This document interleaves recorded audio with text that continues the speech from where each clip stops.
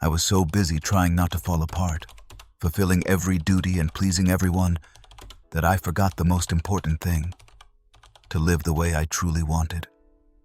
In this audiobook, I'm going to tell you what no one told me when I needed it the most. I have no magic formulas or universal recipes. I have scars, tough decisions, and a story that might feel a little too similar to yours. I got tired of pretending. I got tired of pleasing. And one day, without warning, I simply stopped doing it. That was the last day I betrayed myself. And the day everything changed. Chapter 1. I started saying I'm fine when I was not anymore. I never chose to say I'm fine as a strategy. It was not a conscious decision.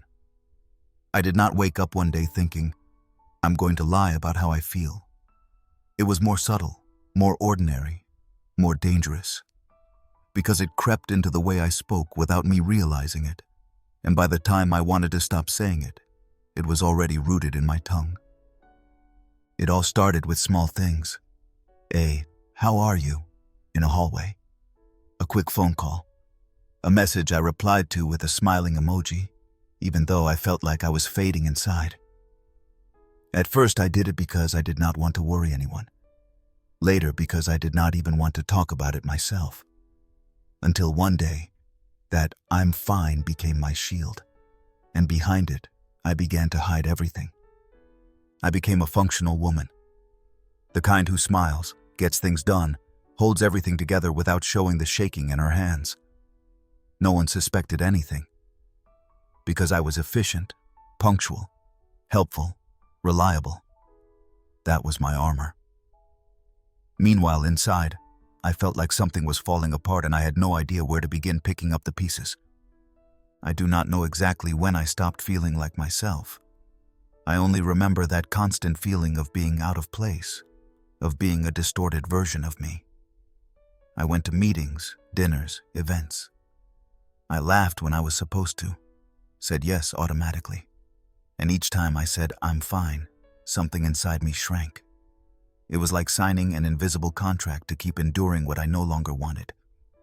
Sometimes, at night, I would take off my earrings and look in the mirror. And what I saw was not sadness. It was emptiness. The kind of emptiness that cannot be filled with distractions or forced gratitude. It was hard to admit it because I had learned to be thankful for what I had. And of course I was grateful. But that did not erase the fact that I did not feel at peace. I felt disconnected. As if I were living on autopilot, reacting, complying, staying afloat. There were days when I talked to someone and could not hear what they were saying. Not because I did not care, but because my mind was somewhere else. Too busy trying not to show what I was feeling. Too focused on keeping it together. Because if someone noticed something was wrong, then I would have to explain. And I had no words to explain what was happening to me. I only had one certainty. I was not okay. But saying it out loud, that terrified me. For a while, I believed that was maturity. I thought being an adult meant knowing how to endure, to hide, to adapt.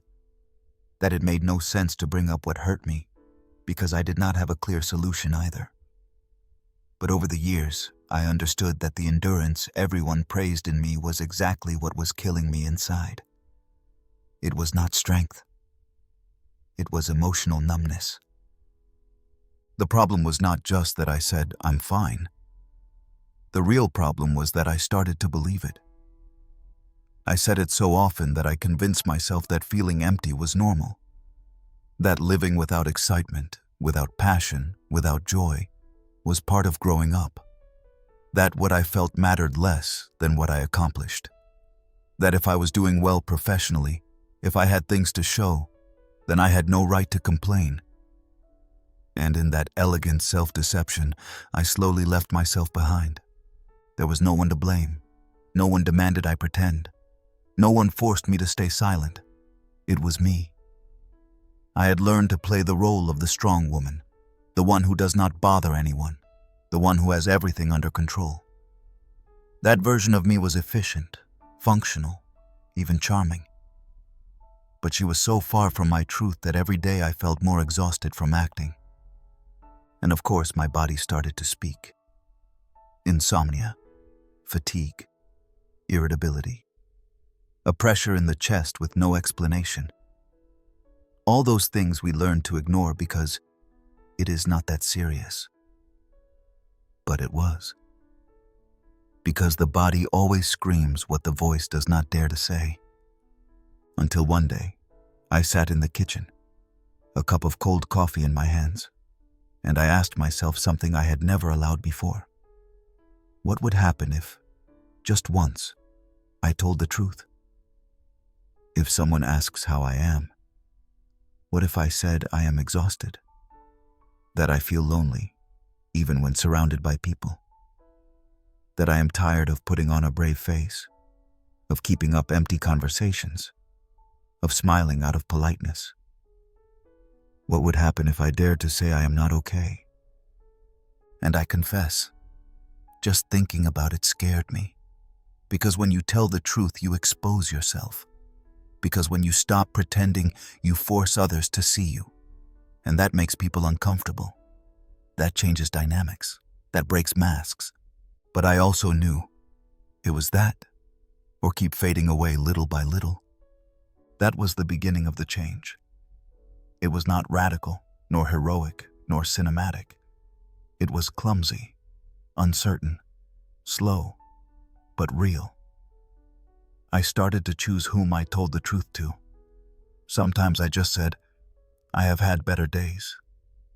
Other times, I am not up for talking, but thank you for asking. Small gestures, yes.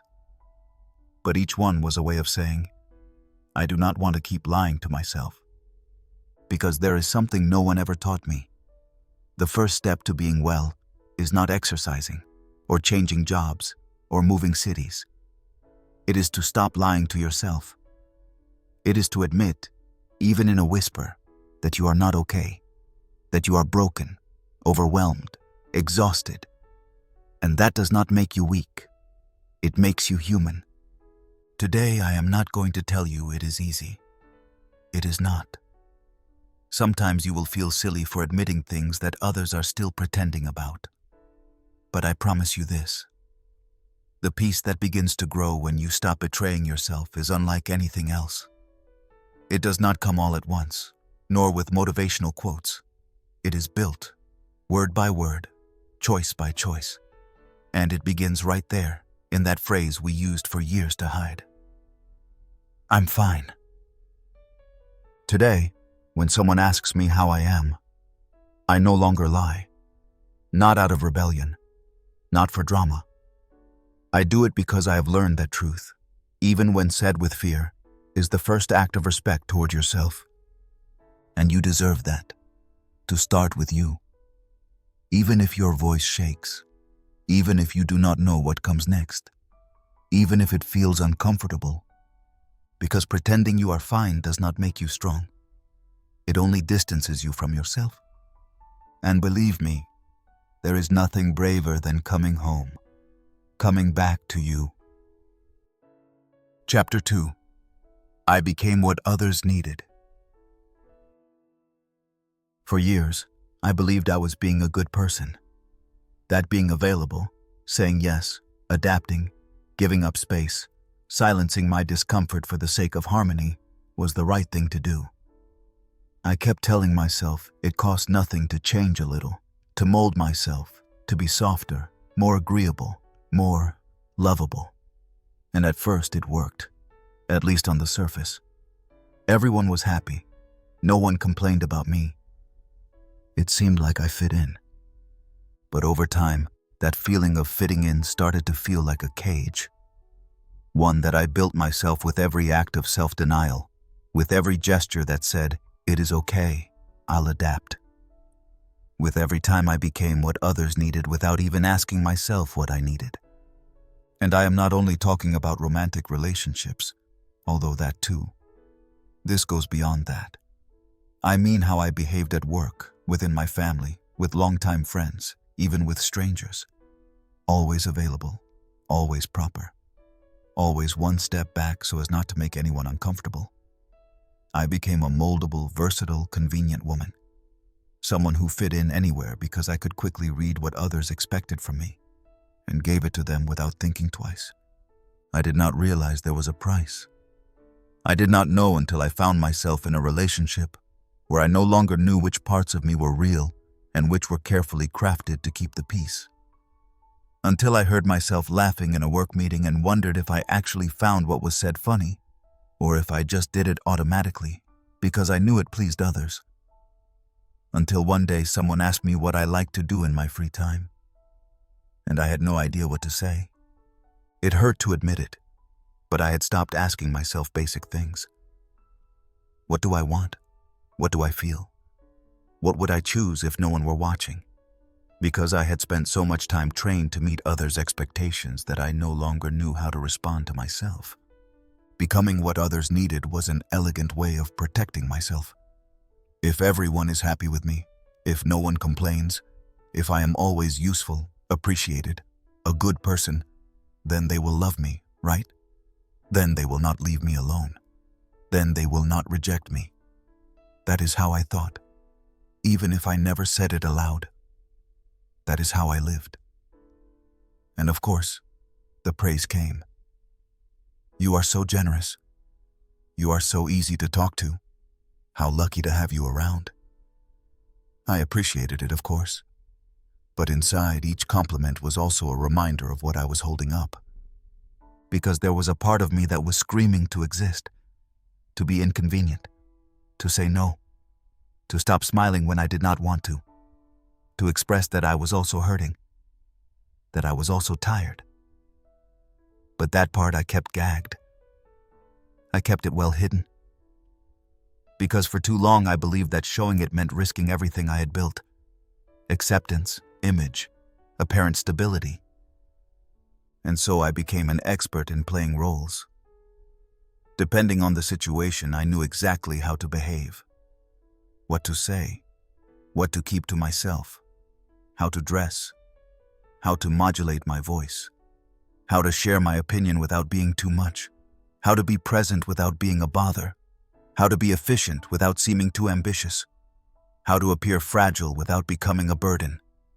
An endless, exhausting, sophisticated dance, and completely empty. The hardest part was realizing that no one demanded this of me. No one forced me to act this way. It was me. It was my story. It was my old wounds, the times I felt like I was not enough, the times I was abandoned, the rejections, the betrayals, the do not be so intense, the you are always so emotional, the better like this, quiet. All of that taught me that adapting was safer, that shrinking myself was a way not to lose. And when a strategy works in the past, it tends to repeat itself in the present, even when it is no longer needed. Until I got tired. It did not happen all at once. There was no exact day. It was a buildup. One day I realized I no longer enjoyed conversations. Another day, that I had agreed to a plan I had no desire for. Then I noticed I was doing tasks out of obligation, smiling at people who drained me, saying, of course, count on me, when all I wanted was to be home alone, in silence, with no one to answer to. And then came the weariness, that kind of exhaustion that fills your chest, that pierces your stomach, that you can no longer hide even with your best smile. And I told myself, I do not want to live like this. I did not come into this world to be what others need. I came to be who I am, even if it bothers others, even if it changes the dynamics, even if I lose some things along the way. Because what I was losing was worse. I was losing myself. So I started doing something I had never done before, choosing myself. Sometimes that meant uncomfortable silences, not replying to messages right away, saying, I do not want to go. Speaking in a quieter but more honest voice to say, this is no longer good for me. Sometimes it simply meant staying alone, away from the social noise, to reconnect with myself. And in that space, I began to remember who I was before I became the functional, approved-by-all version of me. It was hard, because when you have spent so long acting a certain way, some people take offense when you stop. Some looked at me strangely, as if I were changing my personality. Others drifted away. A few stayed, but made it clear they preferred the old version. But new people also arrived, more real, more present, more capable of loving me without me having to earn it. And amid all that, I began to do something that seemed simple but was deeply healing: listening to myself. Learning to identify when I was forcing myself, when I was about to say yes out of fear, when I was slipping back into the old habit of erasing myself. And there, in that new awareness, I discovered a truth I never want to forget. The only person who is going to live with me until the last day is me. So I better treat myself with dignity, listen to myself, respect myself, and not sell myself for scraps of affection. Becoming what others needed helped me survive many phases of my life. But now I am in a different place, one where I no longer want to survive. I want to live, with intensity, with truth, with room to make mistakes without having to explain myself. I want to be me, without decorations, without edits. And if that makes others uncomfortable, let it. Because I learned that true freedom is not about being liked by everyone, but about no longer needing to be liked. And that begins the moment you stop molding yourself to fit in and start rebuilding yourself to feel alive. Chapter 3. The day I realized I was disappearing. It was not an accident. It was not a stroke of luck or a moment of sudden enlightenment. It was more like a silent fall, the kind that makes no noise on the outside, but inside shakes you like an earthquake. I realized I was disappearing on a Tuesday at 6:15 in the evening. I was at home, alone, after a very long day, with swollen feet, a foggy head, and my phone vibrating with messages I had no energy to reply to. And nothing extraordinary happened. I just looked at myself in the hallway mirror as I passed by and did not recognize myself. I am not talking about a poetic glance or a metaphorical moment. It was literal. I stood in front of the mirror and did not see a woman I knew. I saw a tired, dim face that looked like me but was not me. Not who I had been. Not who I dreamed of becoming. Just a strange, blurry version of someone who kept giving in, staying quiet, complying, postponing, until there was not much left to hold on to. That moment, though brief, was brutal. It was not sadness. It was something else. Something like loss. As if something inside me had been trying to warn me for a long time that we were fading away, and I had ignored it for too long. The truth is, I did not get there by chance. I got there by accumulation. For every time I held back an opinion so I would not make others uncomfortable. For every time I accepted something I did not want. For every time I diminished myself so someone else could shine. For every conversation where I held back. For every decision made out of fear and not desire. All of that, over and over, kept pushing me away from myself. Like a photograph that fades over time, until there is nothing left but a vague silhouette of what once was. And that is what I felt that day. That I had become a silhouette. Someone who was there, but not really. Who functioned, but did not live. Who smiled out of habit, but felt no real excitement for anything. I went back to the kitchen and sat down, not really knowing why. I placed my hands on my legs, looking at nothing in particular, as if waiting for something external to come and rescue me. I did not cry. I did not scream. I just felt a kind of quiet resignation. And in the middle of that silence, a question settled in my chest like a dagger. Where am I in all of this? because I could say where I worked, who I was dating, what tasks I had to do that week. But I could not say what moved me, what stirred me, what truly hurt me. I had stopped asking myself those questions because deep down, I knew I would not like the answers. Because I would have to admit that it had been a long time since I lived for myself, and instead, I was holding up a structure that looked stable on the outside but was falling apart on the inside. And no, it did not happen to me suddenly. It happened the way it happens to almost everyone, little by little. You stop doing something you loved because there is no time. You drift away from someone who made you feel good because now there are other priorities. You start saying that you are not like before, as if that were maturity, when in reality, you are just adjusting to survive. You numb yourself with routines, with obligations, with to-do lists, with relationships that wear you down but give you the illusion of company. And one day you realize that you no longer know what would make you happy. You only know what is expected of you. That day, in that kitchen, I understood that I had betrayed myself so many times that I no longer knew how to trust myself again. Because even if it sounds exaggerated, there is a way to break the bond with oneself. It happens through abandonment, through indifference, through stopping listening to yourself until your voice becomes a distant murmur, until you do not know if what you decide is out of conviction or fear.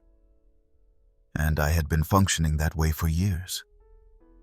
Putting out fires, following schedules, answering messages, smiling in pictures, while inside I was getting lost.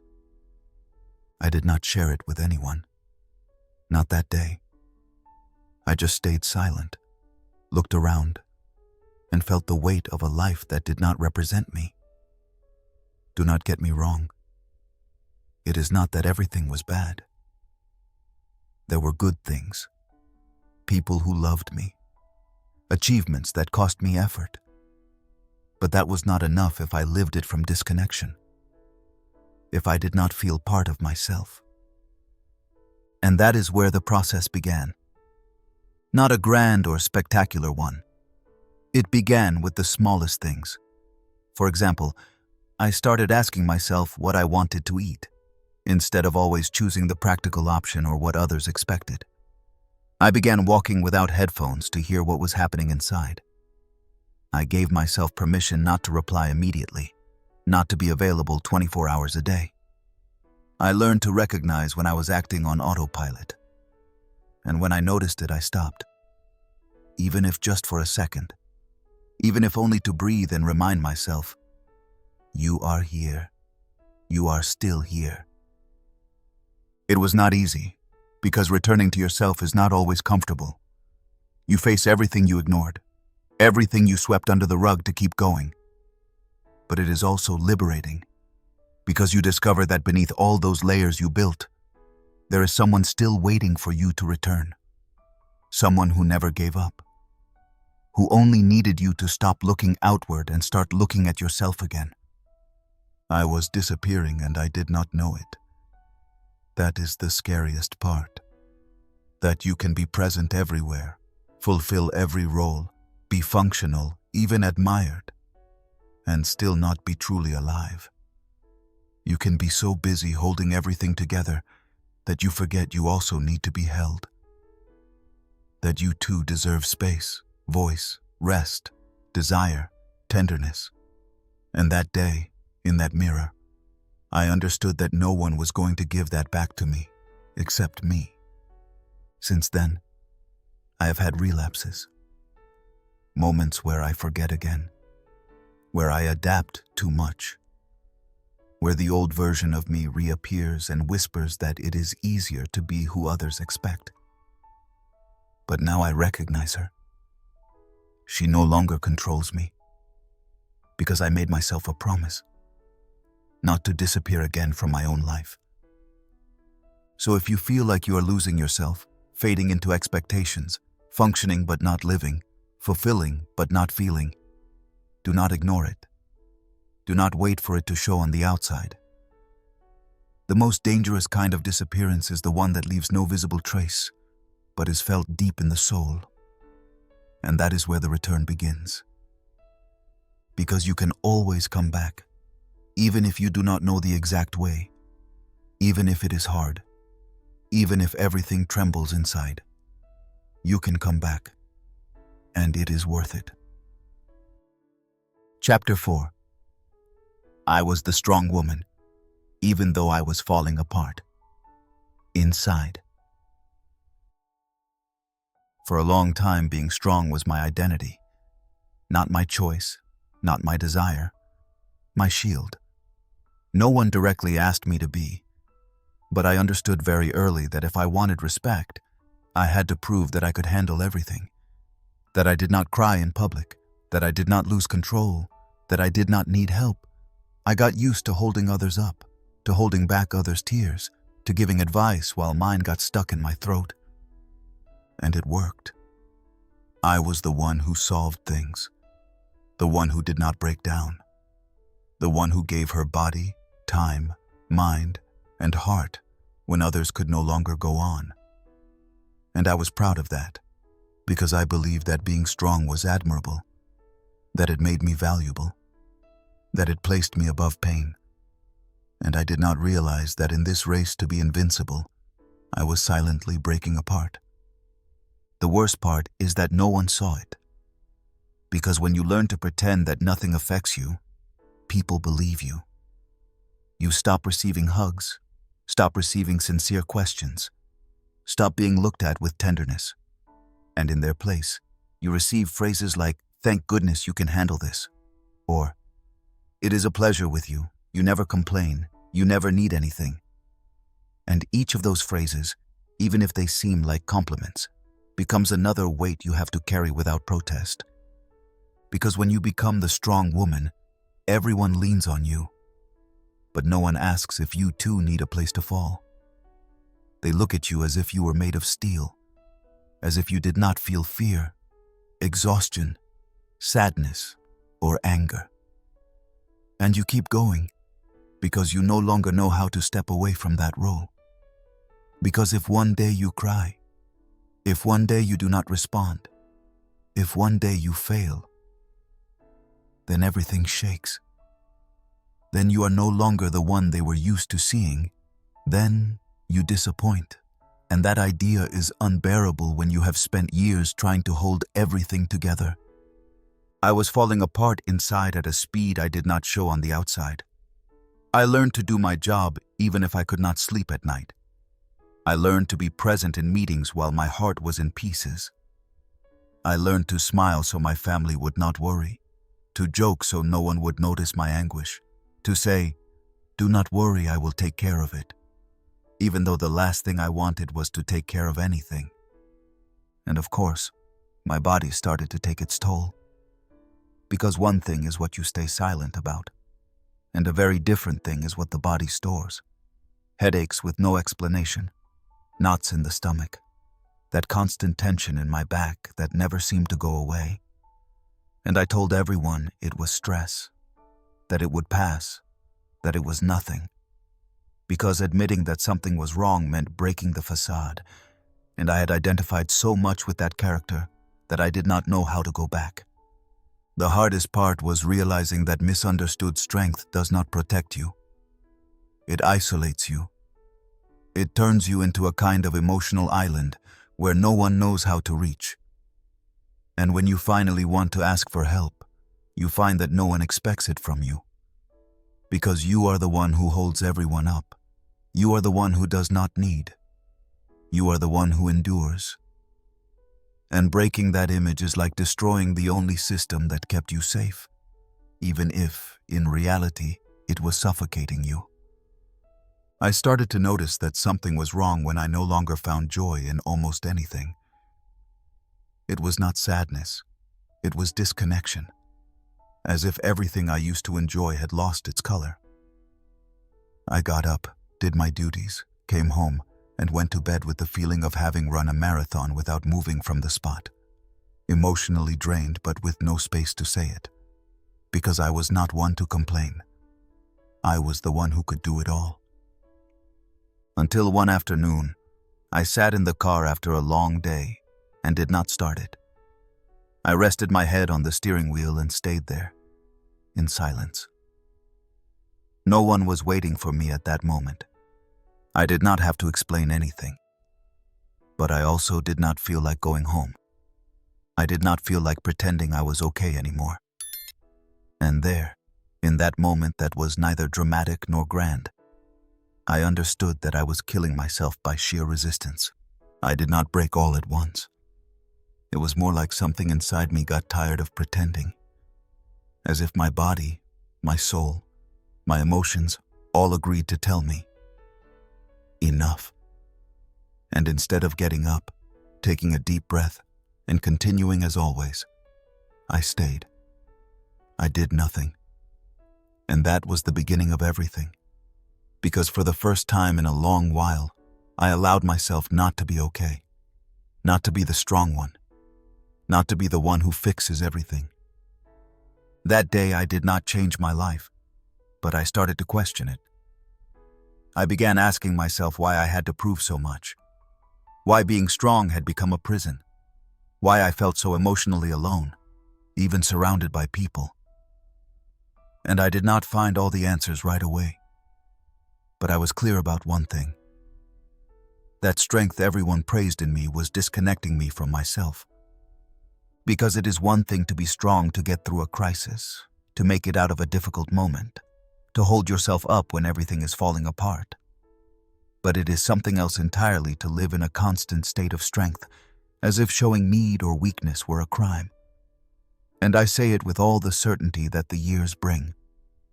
There is no greater courage than facing your own collapse and choosing to rebuild yourself from there. I started to turn down the volume on that internal demand that pushed me to perform all the time.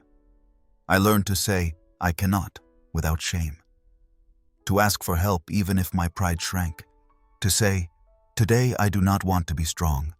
Today, I just want to rest. And each time I did, something inside me felt relieved. As if I was finally treating myself with the compassion I had always had for others. Today I know I am still strong, but not in the same way. Now my strength is not about holding everything without breaking, but in recognizing when I need to stop. In admitting I have limits, in not being ashamed of feeling vulnerable, and that, even if it makes others uncomfortable, those who were used to me always saying yes, is what has given me my life back. Being strong is not the same as living in a permanent war mode. You are not obligated to carry the world. You do not have to prove anything to deserve rest, tenderness, care. You are not less valuable for needing. You are not weak for crying. You are not a failure for not managing it all. I was that woman who stood tall while falling to pieces inside. And it took me years to understand that I deserved a different way to live. One where being strong did not mean disappearing. One where being human was enough. And if you too are tired of pretending that you can do it all, I hope this serves as your permission, as a push, as a mirror. Because there is life after the collapse. And it is much more real. Chapter 5. Silence also screams when you are betraying yourself. There are silences that soothe. Necessary silences, healing silences, chosen silences. And then there are the others. The ones that weigh you down. The ones that eat you from within. The ones that settle between what you want to say and what you end up keeping quiet. Those that are not heard, but are felt at the back of your neck, in your chest, in your stomach. And even if no one else hears them, you know they are there, pushing, squeezing, warning that something is not right. For years I believed I was an expert at staying calm, at not saying what hurt me to avoid causing problems, at not talking about what I felt unless I had something useful to contribute.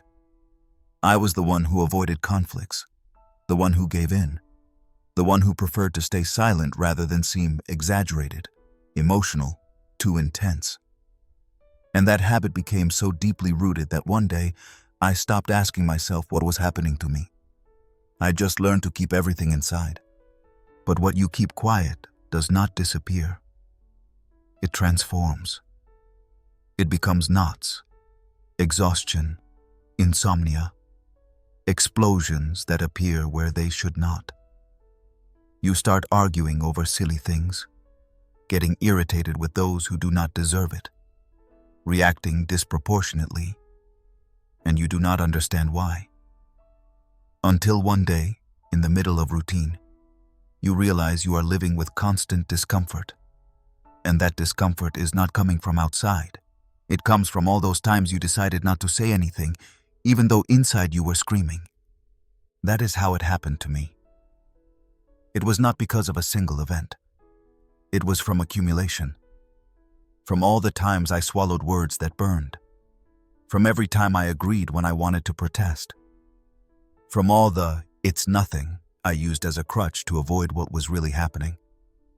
I got so used to putting on a brave face that even in the most uncomfortable moments, I smiled out of reflex, as if that could protect me from breaking down, as if smiling was a way to cover the fire I felt inside. But the body does not lie. The body records. And over time, I started noticing that every time I kept quiet about what I needed to say, something inside me tensed up. It was subtle but constant. A tightness in the chest, stiffness in the jaw, a strange pressure in the stomach. It was as if every forced silence left a physical mark, and it was not imagination. It was real. I remember one particular afternoon. I was at a family meal, surrounded by people who loved me, but sometimes did not know how to treat me. Someone made a comment that made me uncomfortable. Nothing serious, a silly joke, something most people would have overlooked. But it hurt me, and yet I smiled. I nodded. I swallowed the discomfort as someone who already knows the taste. And I kept eating. But that night, when I got home, I could not sleep. I tossed and turned in bed without understanding why I felt so restless. And then I understood. It was not the comment. It was everything I had not said before. It was the sum of months, maybe years, of unnecessary silences. And that was just one more. Because that is what happens when you get used to keeping quiet. You lose your reference. You no longer know if what you feel is recent or has been building up for a long time. You cannot identify what bothers you because everything has become a thick mix of nameless things. And then you live with that chronic discomfort, as if it were part of your character, as if you were simply that way, when in reality, you are stuffed with things you never said. And I'm not just talking about arguments. I am also talking about the deepest silences. Those that happen when you do not dare to say you miss someone, that you are scared, that you need something more, when you do not ask for help because you believe you have to manage alone, when you avoid a pending conversation because you know it can change the relationship and you do not feel ready to face whatever comes. Those silences are the most dangerous because they slowly empty you out until one day you realize you are present but disconnected, that you are surrounded by people but alone, that you speak every day but say nothing that really matters. For a while I convinced myself that silence was a way of caring for the environment, caring for others, caring for peace. But I understood, with pain, that if caring for others means neglecting myself, then it is not care, it is abandonment, and that abandonment is silent but relentless, because it cannot be seen from the outside, but inside you feel it all the time. I began to recover my voice when I understood that it is not about talking just to talk. It is about not putting myself aside, about naming what is happening to me, about saying it even if my voice trembles, about accepting that if something bothers me, I have the right to express it, that I do not have to be pleasant all the time, nor perfect, nor overly polite if that means stopping being honest. The first time I said, "This is not good for me," in an important conversation, my legs shook, literally. I did not know how the other person would react. I did not know if I was saying it right, if it was the right moment. if it would cause a bigger problem. But I said it, and it was not perfect, but it was necessary. I felt something I had not felt in a long time: coherence. That feeling of being aligned between what you think, what you feel, and what you say. It is hard to explain, but when you live it, you understand. It is like returning to your center, like returning to yourself. Over time, I learned to identify the silences that protect me from the ones that extinguish me. I learned not to speak when I do not want to, but also not to stay silent when my body is already warning me. Because the body speaks. And if you do not listen, it screams. It does so in the form of anxiety, extreme tiredness, apathy, uncontrolled anger. And no, it is not that you are crazy. It is that you are full of things you need to release. Today, I am still learning. Sometimes I still stay silent out of reflex, but I no longer believe it. I no longer convince myself that it is okay to do it. I no longer congratulate myself for avoiding an argument if it means betraying myself. And when I realize it, I stop. I listen to myself, and I ask, what do you need to say that you are keeping inside? Because I learned that silence is also a choice. But it has to be yours, not an automatic response, not a survival strategy, not a way to make yourself invisible so everything keeps working. And when you use your voice consciously, when you say what really matters, even if it is clumsy, even if it is hard, something changes, inside and out, because you are saying, I matter too. And that, after so much silence, is revolutionary. Chapter 6. I became an expert at betraying myself without noticing. It was not out of cowardice, nor out of ignorance. I betrayed myself because I thought it was the right thing to do, because I believed that giving in was empathy, that postponing my needs was generosity, that putting myself last was a noble, almost admirable gesture. I betrayed myself many times and in many ways, but the hardest part was that for years, I did not even see it. I did it almost with pride, like someone who believes they are doing what they should do, like someone who does not realize they are digging their own disconnection. You do not wake up one day and decide to put yourself aside. It does not start like that. It starts with small things. They propose a plan, and you say yes, even though you are exhausted. Someone asks you an uncomfortable question, and you respond with a forced smile to avoid tension. They offer you something you do not want, and you accept it because it is not that bad. And in that moment, while everything outside seems fine, something moves inside, something tightens, something begins to fade. At first, you do not notice it, because betraying yourself does not always scream. Many times it whispers. It is that subtle feeling of having said yes when you wanted to say no. It is that strange emptiness after pleasing others. It is that fatigue that sleep does not cure. It has no name, no shape, but it accompanies you. And if you do not pay attention to it, it stays. It settles. It becomes part of the background. I was good at that. Very good. I could convince myself that nothing was wrong, that it was not so important. I repeated phrases like, "It is just this once. Better not make a fuss. I will have time for myself later." And the worst part is that those phrases sounded reasonable, even responsible. Because betraying yourself does not always disguise itself as chaos. Sometimes it disguises itself as maturity, as balance, as common sense.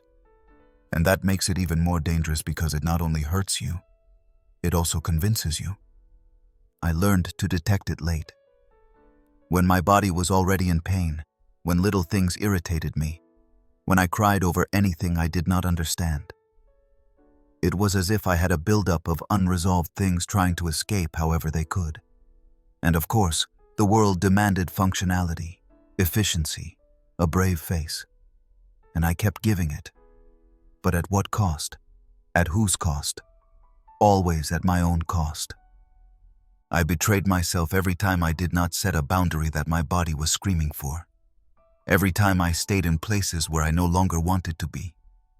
Every time I accepted gestures that hurt me just to avoid discomforting others. I did it automatically, as if that behavior was part of me, as if I had no choice. But I did have a choice. I always had it. The thing is, I did not allow myself to have it. Because choosing yourself, when you have spent years choosing everyone but you, is scary. It makes you feel guilty. It makes you feel different. And no one trains you to handle that kind of guilt. For a long time, I thought talking about myself was selfish. That defending what I needed was exaggerated. That asking for space, silence, or care was a way of bothering others. So I preferred to avoid it. I preferred to adapt, to act strong, to comply without protesting, until that buildup of renunciations became a wall between who I was and who I showed. And no, I am not talking about big decisions. I am talking about day-to-day things, about everyday gestures that seem harmless but end up building or destroying you without you noticing. A breakfast you did not feel like making, but you did it anyway. A comment that hurt you, but you preferred not to respond. A request that seemed unfair, but you agreed anyway. Each of those acts, seemingly small, are bricks in the structure of self-betrayal. The hardest part to accept was that I did not need enemies outside. I was the one leaving myself alone. Because it is not only about what others do to you, but what you accept, what you keep silent about, what you postpone, what you allow, even knowing it hurts you. And part of me already knew it, but I preferred to look the other way. Because once you see it, you cannot unsee it. And once you name it, you cannot keep acting the same without feeling the weight of incoherence. It was not easy to start seeing myself clearly.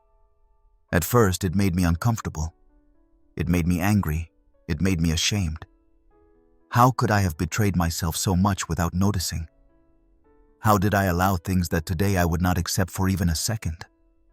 But then I understood that shame was useless, that self-criticism was not going to give me back lost time, that the only thing I could do was to start walking differently, more awake, more attentive, more honest.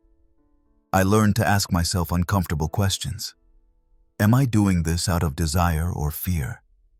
Am I saying yes because I want to, or because I feel guilty saying no? Am I choosing or just repeating what I have always done? And those questions, which hurt at first, over time become a compass, because there is no way to stop betraying yourself if you do not know when you are doing it. And yes, there will be moments when you fall again. Because we are creatures of habit, because there are relationships where the pattern is already set, because there are contexts that push you to silence your voice. But the difference is that now you notice it. Now you realize it. Now you know that it is not normal to live with that discomfort stuck to your body. And that is a profound change. I am still learning. I keep stumbling. But I no longer leave myself alone. I no longer justify what hurts me. I no longer sugarcoat what wounds me. And when I do, because it still happens, I do not lie to myself. I name it. I admit it. Because the first step to coming back to yourself is to stop denying yourself. Being loyal to yourself is not easy. Sometimes it is annoying. Sometimes it hurts. Sometimes it means disappointing others. But I promise you something. It is much lighter to live with the discomfort of being honest than with the weight of betraying yourself every day. So if today you are choosing yourself a little, even if clumsily, even if sometimes you make mistakes, even if you do not know where to start, celebrate it, because that is already resistance. It is already recovery. It is already love. Chapter 7. The day I truly listened to myself, and it hurt what I heard. I had always believed that silence was synonymous with peace. That if everything was calm, then everything was fine. That if there were no conflicts, no raised voices, no tears or reproaches, it meant things were under control. And for a long time, I clung tightly to that idea, without realizing I was confusing silence with disconnection. Because being at peace is one thing, and not knowing what you carry inside is something very different. I remember perfectly the afternoon when, for the first time in a long time, I really listened to myself. It was not planned. There was no soft music playing in the background or any intention of introspection. It was because I could no longer bear it. Because I had reached that point where everything in my life seemed to keep working, except me. I felt stuck, extinguished, alien to myself. So I did the one thing I had not done in months. I stayed alone, without distractions, without screens, without noise. I sat on the living room floor, leaning against the wall, and closed my eyes. I expected nothing. I just wanted to stop running for a moment. And then it happened. First came the discomfort, the one that had been hidden behind excuses. The tiredness, not the physical kind, but the other one, born from holding on to things you no longer want to hold on to. Then sadness appeared. Not a specific sadness, not a clear reason. It was more like an old grief, the kind that accumulates when you spend too much time without looking at yourself, without listening to yourself, without naming yourself. I was overwhelmed by a feeling I could not identify at first, but later understood. I had been avoiding myself. I had been running away from myself for so long that I did not even know what I thought, what I felt, what I desired. I had become a stranger to myself. And that was what hurt. Because when you truly listen to yourself, you will not always find pretty messages. Sometimes what you hear is the echo of all the times you let yourself down. Sometimes what emerges is the voice you silenced for years, the one that told you you were not okay, that it was not love, that the path you were on did not fulfill you, that you needed to stop. And you ignored it because it was more comfortable to keep going. That afternoon, sitting on the floor, I heard myself say things I had never wanted to hear. I reproached myself with tenderness, but with truth. I asked myself why I had stopped taking care of myself, why I was still surrounded by people who did not add anything to my life, why I kept doing things that no longer excited me, and instead of justifying myself, I allowed myself to feel the discomfort. I allowed myself to cry. I allowed myself to admit I had no answers, that I only had that whirlwind inside me that could no longer be ignored. And it was not pleasant. It was not liberating at the moment. It was uncomfortable, harsh, almost unbearable. Because one thing is for others to disappoint you, and something very different is to admit that the first person who abandoned you was yourself. That for years you have chosen comfort over truth. That you got lost trying to hold everything together. And now, with your soul open and vulnerable, you do not really know how to start rebuilding yourself. But the truth is that that pain was necessary. Because sometimes what you most need to hear from yourself is not the easiest. Sometimes you have to make room for what hurts, what weighs, what you never said. And there, amid that internal noise that frightens so much, there are also signals. There is truth. There is a part of you still there, waiting for you to look at it, to validate it, to embrace it.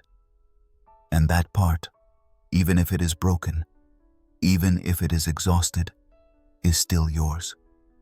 And it needs to be heard. After that afternoon, nothing changed immediately. I did not make big decisions. I did not make promises. But something did shift inside. I began to notice when I was avoiding myself again.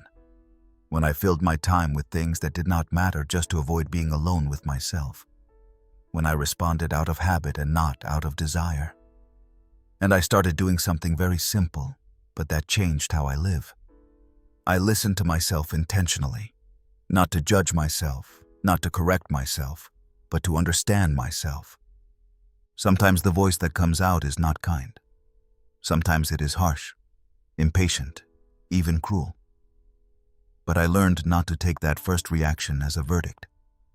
I learned to stay a little longer, to listen to what was underneath. Because beneath judgment, there is often fear. Beneath anger, there is sadness.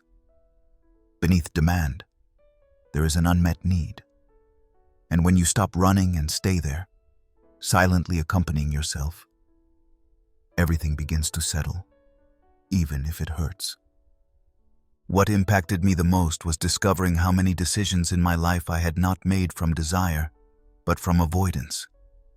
From the fear of seeing myself, of feeling what I did not want to feel, of facing what I had kept locked away. And now I see it clearly. Living without listening to yourself is a sophisticated way of abandoning yourself. Because no matter how many things you achieve outside, if your inner voice is silenced, you will feel something is missing. Always. Since that day, I have small, almost invisible, but essential rituals. Sometimes it is a walk without my phone. Other times, a coffee in silence with myself. A notebook where I write without filters. A song that breaks me in two. The format does not matter. What matters is that it allows me to return to myself. Because I know that if I do not listen to myself, I get lost. That if I ignore myself, I betray myself. And that if I am not capable of being with myself, then no company will ever fill that void. Listening to myself was an act of courage. Because I did not like everything I heard. Because I was not prepared. Because it hurt. But it was also the beginning of something new.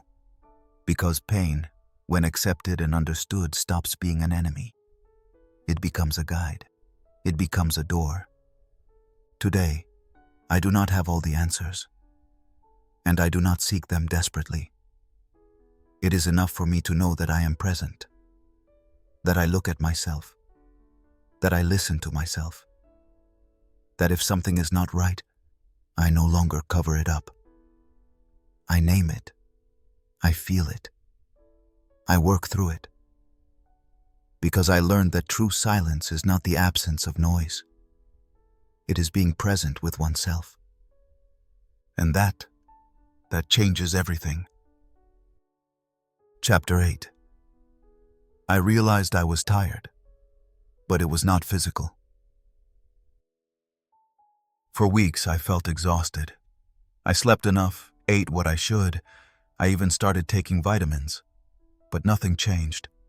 Every day I woke up with my body dragging, as if I had not rested at all. My energy ran out before noon, and I spent the afternoons wishing it was time to go to bed. And I did not understand what was happening to me. There was nothing medically wrong. I was not sick. But something inside me felt permanently broken. Something did not add up. At first I thought it was stress. The routine, the responsibilities, that constant pace that gives you no break. I tried to organize my schedule better, set boundaries with work, reduce social commitments. But that tiredness was still there, persistent, silent, as if no matter what I did on the outside, something inside me refused to recover. And then I understood. What weighed on me was not my body. It was my soul. I was tired of myself. Or rather, I was tired of the way I had been treating myself. It was an exhaustion that came from far back. From years carrying everything. From pretending to be strong when I really needed support. From accumulating decisions made out of obligation, habit, fear. I felt empty. Not because I lacked things, but because nothing I did made sense to me. I lived on autopilot, jumping from task to task, as if that constant productivity would rescue me from something. But the more I did, the more I lost myself. And the more I lost myself, the more tired I became. And the strangest thing was that from the outside, everything seemed fine. Nobody suspected anything. I kept doing my work, replying to messages, smiling at social gatherings. No one saw that inside I was exhausted from holding up a life that no longer felt mine. A life built on what was expected, not on what I desired. And that is a tiredness that does not go away with a nap, or a free weekend, or a vacation. That tiredness demands a deep review, an honest pause, a look back at your life and asking yourself, do I really want to keep living like this?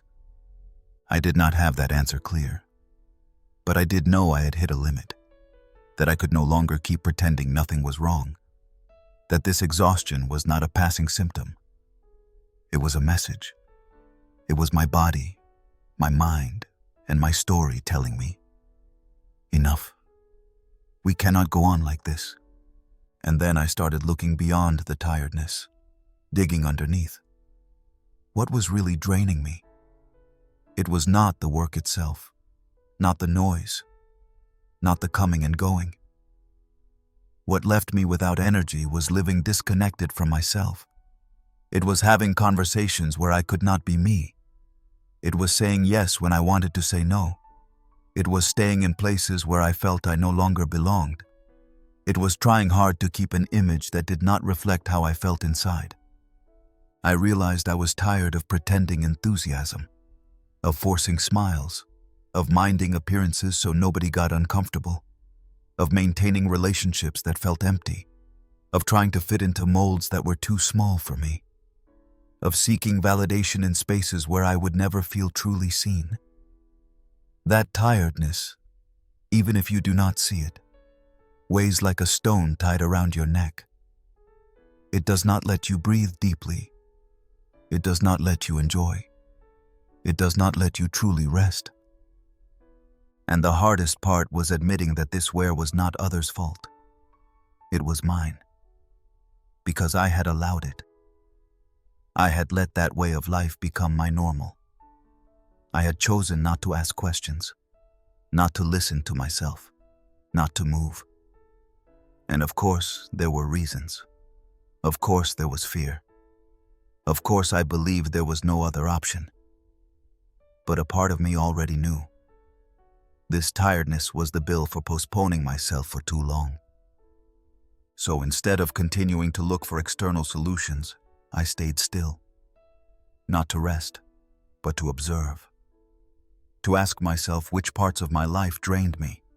To start letting go of what I could no longer hold. And that is not done overnight. Sometimes it is not even done with big decisions. Sometimes it starts with tiny gestures, stopping explaining so much, not answering immediately, listening to your body, saying today I cannot, saying today I do not want to, and holding on to that truth, even if nobody likes it. I remember one particular day. A friend invited me out. She was someone who had always been there, who had been with me through important moments. But that day I did not have the energy to even answer. Not because I did not love her, not because she had done anything wrong to me. Simply, I was not there. I had no strength to get dressed, smile, chat as if everything were fine.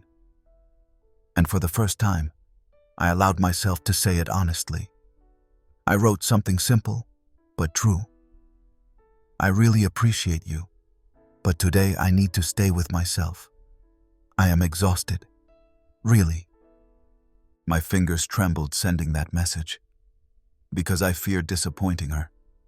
But I also felt immediate relief, because I was finally choosing myself, finally validating my tiredness. And the most surprising thing was her response.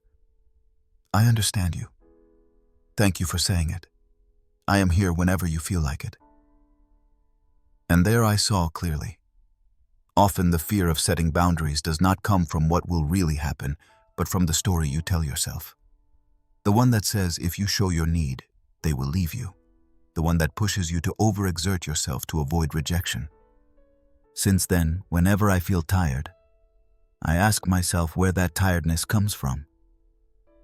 Not if I slept badly, not if I have too much work. I ask if I am being loyal to myself, if I am saying what I need, if I am respecting my times, my spaces, my emotions, because when I do that, my energy balances. Tasks do not disappear, problems do not disappear, but I no longer feel empty. I no longer drag myself. I no longer abandon myself. Today, I understand that being tired does not always mean you are doing too much. Sometimes it means you are doing too much of what does not nourish you, of what does not represent you, of what does not honor you. And that kind of effort wears you down more than any workday. So if you are tired and do not know why, maybe you do not need more sleep. Maybe you need to wake up. Come back to yourself. Listen to what your body, your soul, your story is asking of you. And start responding with a different logic. A kinder one. A more honest one. One that does not demand you be a machine. One where you can exist without having to prove all the time that you are okay. Because true rest begins when you stop going against yourself. And that, even if it is hard, is worth every step. Chapter 9. I learned that setting boundaries does not make me a bad person. For a long time, I thought that saying no was synonymous with rejection, that setting a boundary could break a bond, that by putting distance, I would disappoint. And since the very idea of being the one who bothers distressed me, I chose the easiest path. Saying yes when I did not want to, giving up space I needed, enduring twice as much to avoid an annoyed face on the other side. I called it empathy, but it was fear. Fear that they would stop loving me. Fear of being alone. Fear of being judged as selfish. And for years, that was one of my quietest ways of betraying myself. What I did not understand back then was that every time I refused to set a boundary, something inside me wore down. Because allowing what was not good for me was not tolerance. It was self-abandonment. Because swallowing discomfort so that the other person feels comfortable only creates relationships where one always loses. And that imbalance, even if disguised as harmony, sooner or later takes its toll. I remember one specific conversation, one of those in which, for the first time, I decided to set a boundary clearly, not with anger, not with reproach, just with truth. There was a close person who had the habit of overwhelming me with their problems, unloading without asking, demanding emotional presence at moments when I could barely hold myself together. For a long time, I swallowed it silently. I answered their messages even when I was exhausted, answered calls even when I had not a word to say, listened for hours without ever feeling heard. Until one day I simply said, "I cannot take it anymore. I love you, but I cannot keep functioning as your lifesaver. I need space." My voice trembled. Not because I was being aggressive. Quite the opposite. I said it with respect, calmly, with the clarity that comes from boundaries born of deep exhaustion. And yet, part of me felt guilty, as if I had failed, as if I was doing something wrong. But that guilt did not come from what I was doing. It came from everything I'd been taught about sacrifice, about the role I was supposed to play, about what is expected from someone who truly loves. And it was at that moment when I understood. Setting boundaries does not make me a bad person. It makes me a person, with needs, with time, with emotions, with a life that could not keep revolving around others. Because if you are always available to everyone, if you never say no, if you endure everything out of fear of losing, what you end up losing is yourself. And that is not love. That is self-annihilation. The funny thing is that when you start setting boundaries, not everyone takes it well. There are those who feel attacked, those who think you are changing, that you are becoming distant, that you are no longer the same as before. And they are right. You are not the same as before. Because before you stayed silent, you gave in, you shaped yourself. You stayed even when you did not want to be there. And now, no. Now you choose more consciously, more carefully toward yourself. And yes, that changes relationships, but it also purifies them. I learned that whoever truly loves you respects your boundaries, that you do not need to justify every decision if it aligns with your well-being, that you can love someone deeply and at the same time know that you have the right to protect yourself, that setting a boundary is not cutting the connection but taking care of it. Because a bond where you cannot be yourself, where you cannot say what you feel, where you are always giving in, is not a bond. It is disguised dependence. It was hard for me to understand this. It was even harder to maintain it, because boundaries are not set once and done. They are built, refined, defended, sometimes even with yourself, because you will find yourself wanting to return to old patterns, wanting to please, wanting to avoid the other's discomfort. But that is where true loyalty appears, when you choose to be consistent, even if it causes discomfort, when you prioritize your peace, even if that means disappointing someone. Over time, I began to notice a difference in my body. Literally, less tension, less anxiety, less of that feeling of being permanently indebted. I felt freer, lighter, calmer. Not because everything was perfect, but because I finally began living from an inner truth. A truth that is not imposed, not shouted, but not negotiable. And something else happened that I did not expect. I started attracting different people. People who did not demand my energy as if it were an inexhaustible resource. Who were not offended by a "I cannot today." Who did not measure me by how much I did for them, but by how we felt being together. People who understood that respect begins when each person recognizes their own boundaries and learns to live with the others. Sometimes I am asked how to know when to set a boundary. And although there is no formula, there are signs. That inner discomfort that accompanies you after saying yes when you did not want to. That exhaustion that makes no sense. That inner voice that says, "This is not right," even if everything seems fine. That knot in your stomach every time you see a name on your phone and hesitate to answer. Those are the signs. And if you learn to listen to them, you will begin to see more clearly when you are taking care of yourself and when you are giving in. Today I can say that setting boundaries saved me, not only from others, it saved me from myself, from the version of me that lived asking for permission, that believed it had to earn love through sacrifice, that confused being loved with being useful. And although there are still moments when I doubt, when my voice trembles, when I feel old guilt lurking, it no longer controls me. I look at it, listen to it, and move forward. Because I learned that I did not come into this world to be perfect.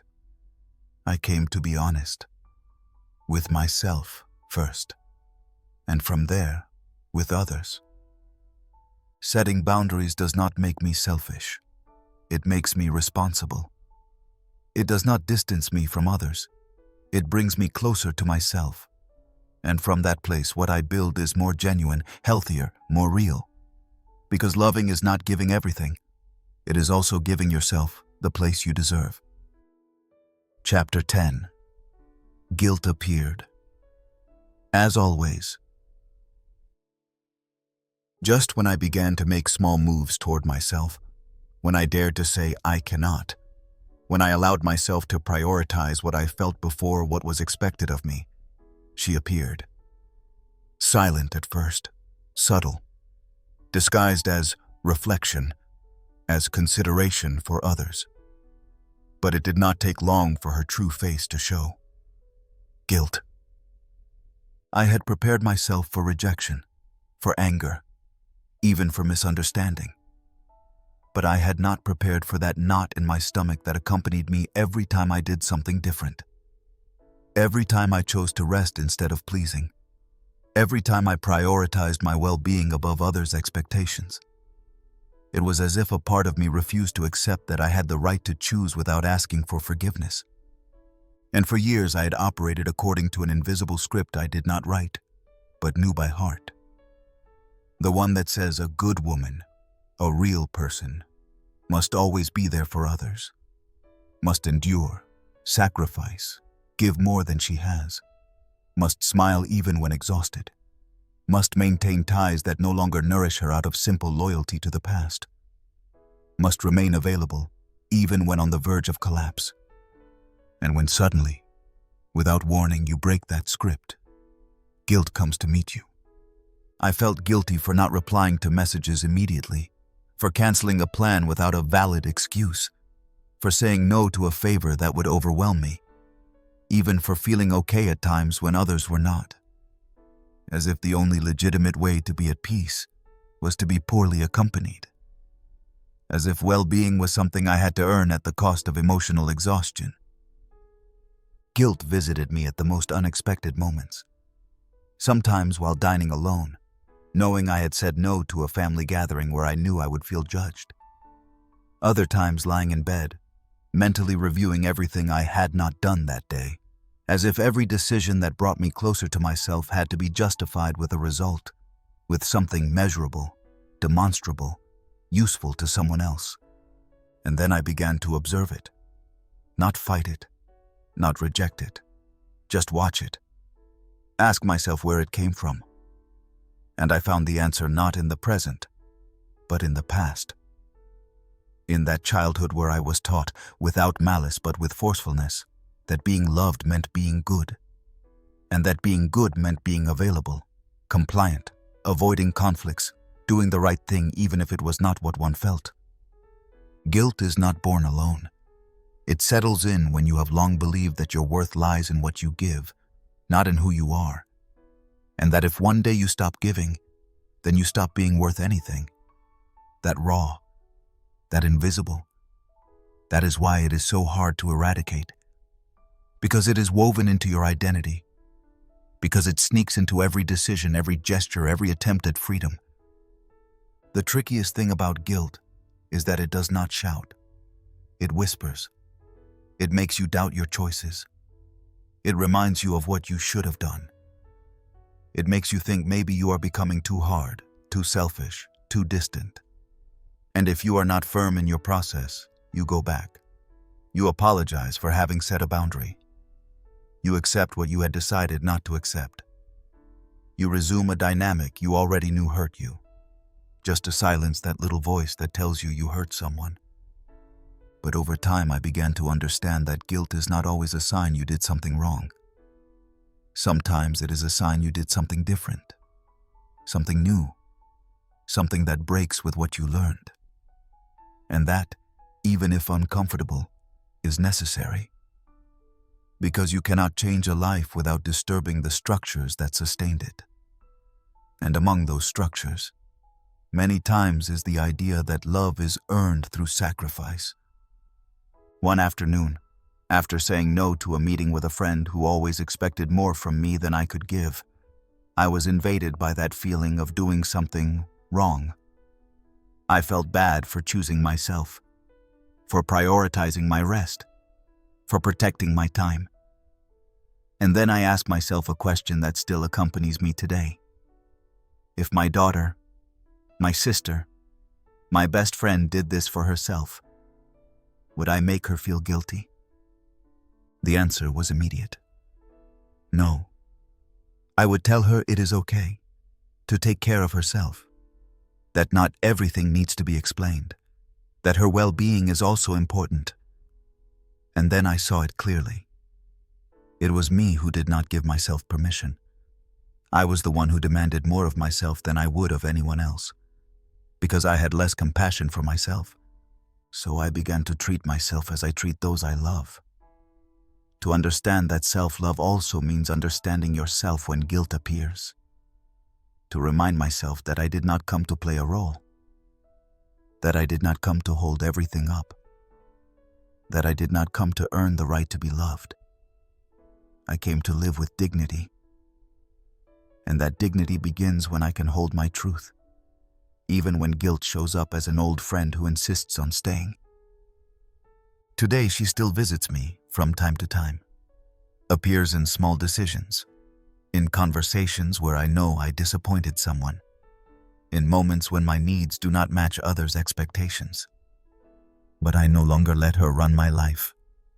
I observe her, listen to her, thank her for what she once tried to protect, and let her go. Because I have learned that I am not a bad person for choosing myself. That putting myself first is not an act of selfishness, but honesty. That some bonds will understand it and others will not. And that is okay too. Because I did not come to hold up the world. I came to hold myself up. And that is enough. Chapter 11. People started showing their true colors.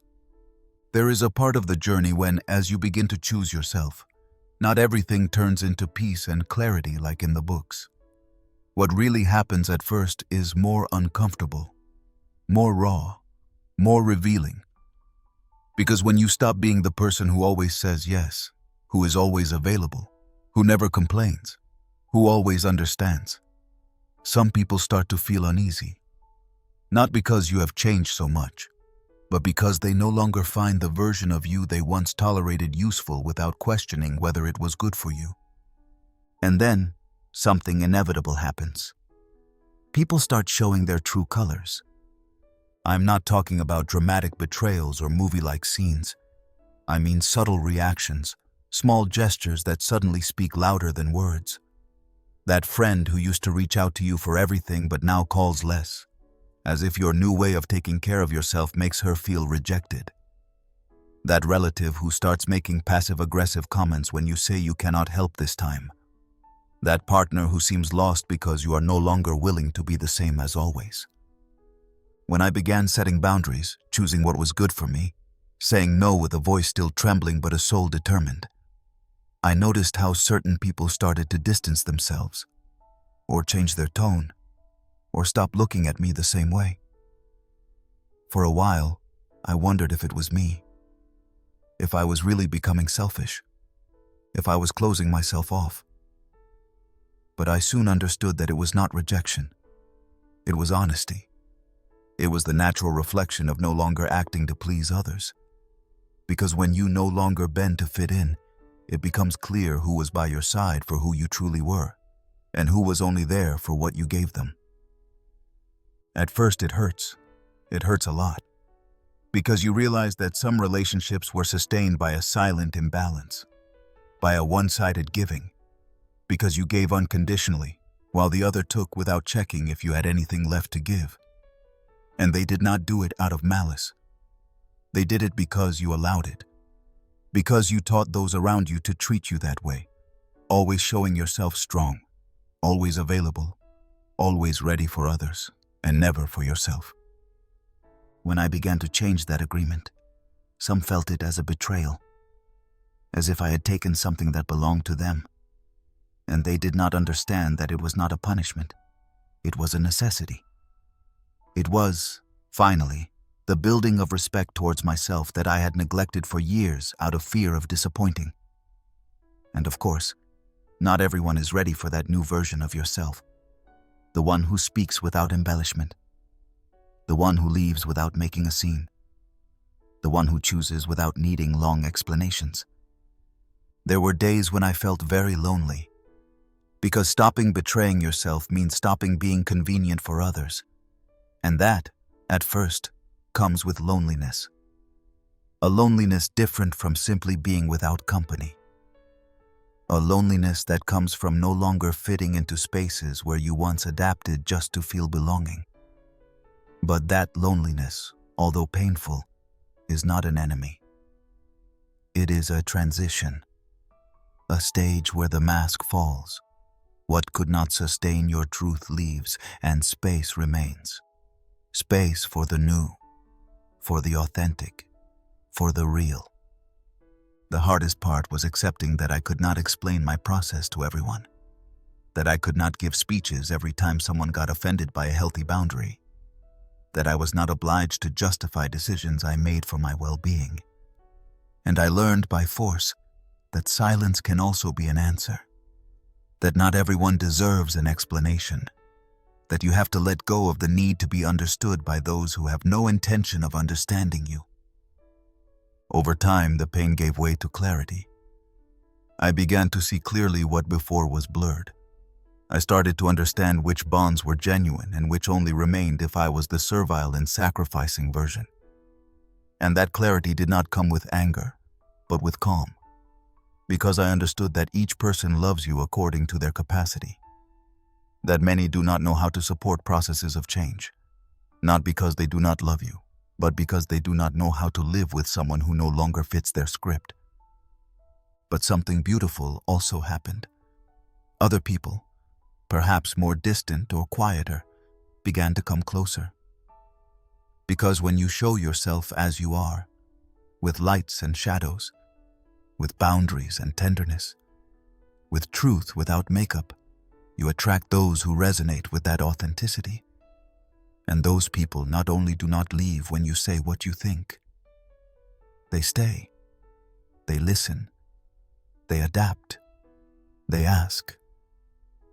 Because they do not relate to the comfortable version of you. They relate to your essence.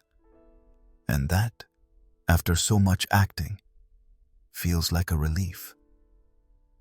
Today, it does not bother me when someone moves away after I stop pleasing.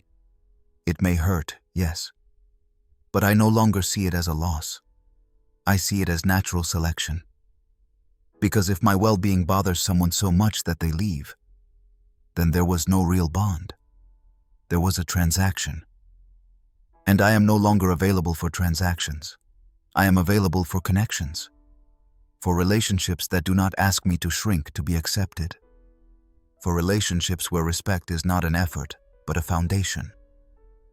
What I am most grateful for in this process is not discovering the truth about others. It is discovering my own. Because while I adapted to what others wanted from me, I also had a distorted version of who I was. And now, every gesture I make for myself, every decision born from self-care, confirms that you do not have to be everything to everyone. You have to be true to yourself. And from there, build what makes sense. People show their true colors when you stop acting. And although at first it may seem like a loss, it is actually a gift, because when everything settles, what remains is what matters. Chapter 12. I was afraid of being alone. Choosing myself started as an act of courage, yes, but also as a threat. Because one thing is understanding that you have the right to put yourself first, and quite another is holding on to what that implies. And I knew it. Or at least I sensed it, that if I stopped being silent, stopped giving in, stopped taking the place others needed me to take, something was going to change. Not just inside me, in everything. In relationships, in routines, in the invisible dynamics that shaped my daily life. And as soon as I began to move with a different awareness, I confirmed it. The change was real. And yes, it was necessary, but it also terrified me. Because it is not just about letting go. It is about learning to walk without everything that used to hold you up, even if what held you up was already hurting you. And that's when that old deep fear appears, settling without asking permission. The fear of being left alone. Not just alone on the calendar, but alone in the soul. Truly alone. Without that network of habits, without that echo of company, without that feeling, even if false, of belonging to something. I remember perfectly one night when I felt it all at once. I had spent weeks making decisions that I would never have dared to even consider before. Moving away from people who no longer listened to me, stopping holding conversations that only emptied me, setting limits that no one expected. And at first, the feeling was relief. As if I could finally breathe without asking for permission.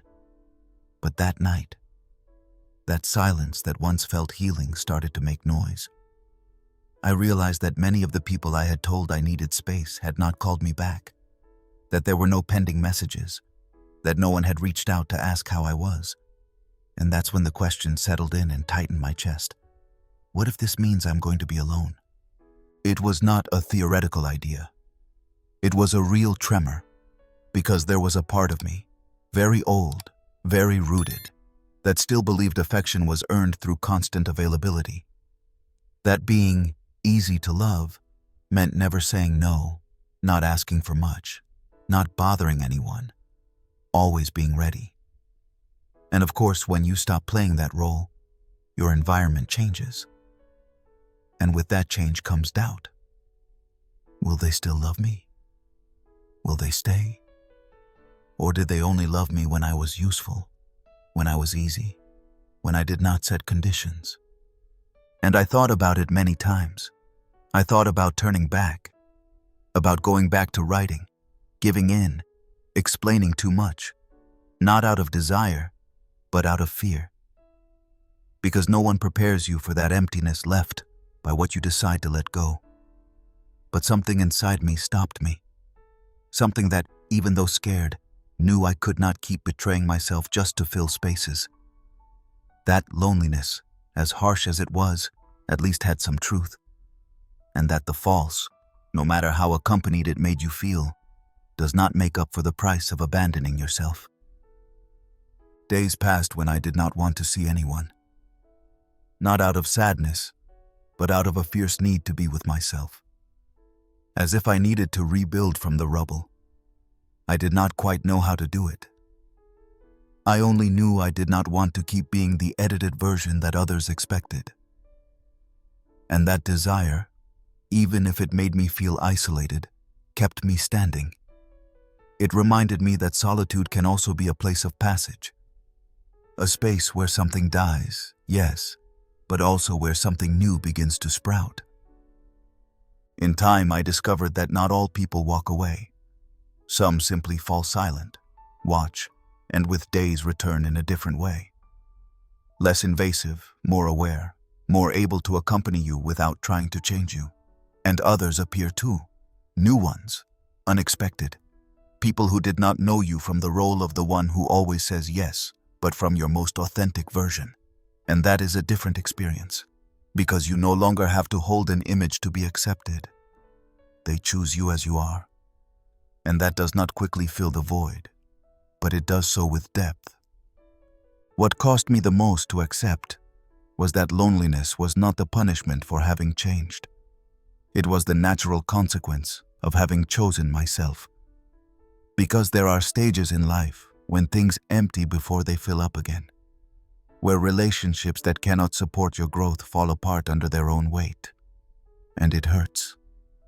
Because no matter how much you understand them, no matter how much you know it was for the best, you miss it.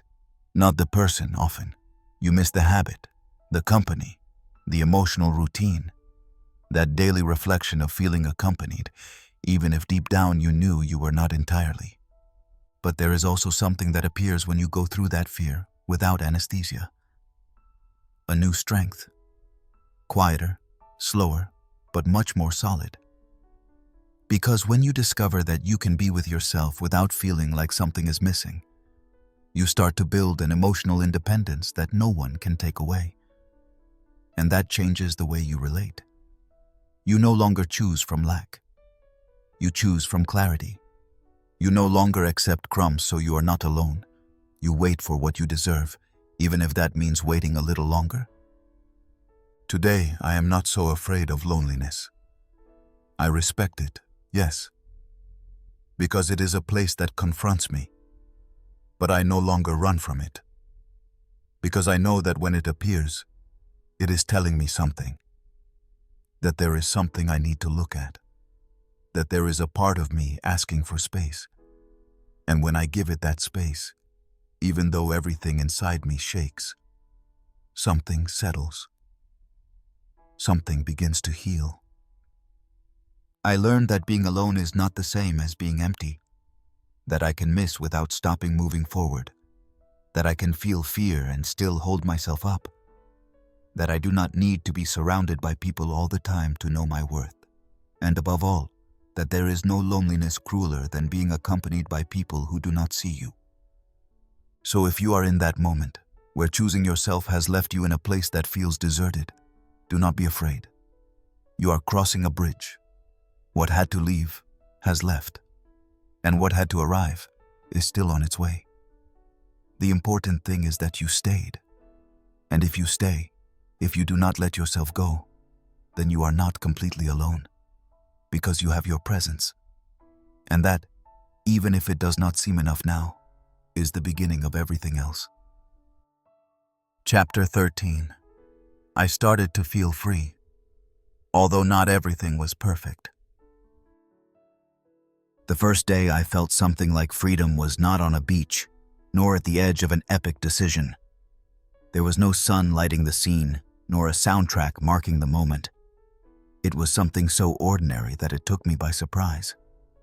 I was having breakfast alone, with my phone on silent.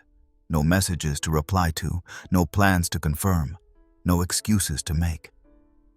I looked at myself from the outside, as if I could observe myself for a moment with clear eyes, and I realized I owed nothing to anyone, that I was not holding on to any forced version of myself.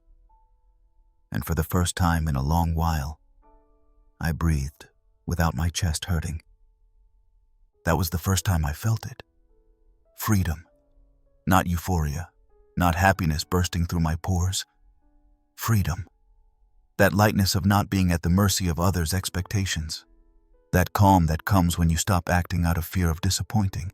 That silent dignity that starts to grow when, little by little, you begin living your own life without anyone's permission. And yet, not everything was perfect. Nothing was perfect, really.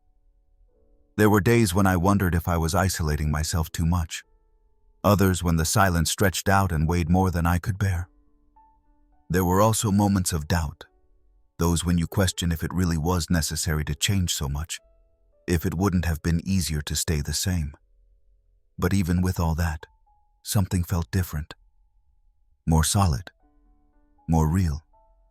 Because the freedom I was beginning to live was not an ideal state nor a sudden enlightenment.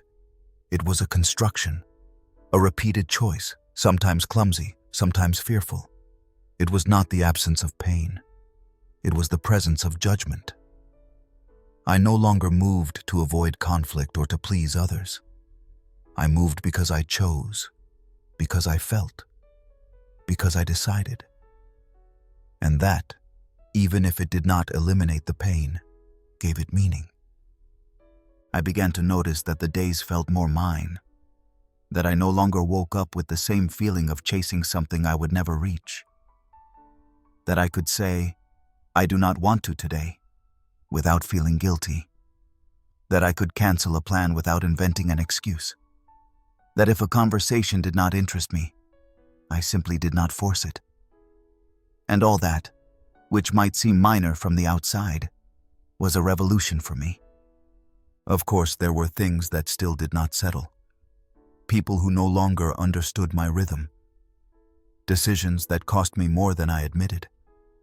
Attachments that still resisted letting go completely.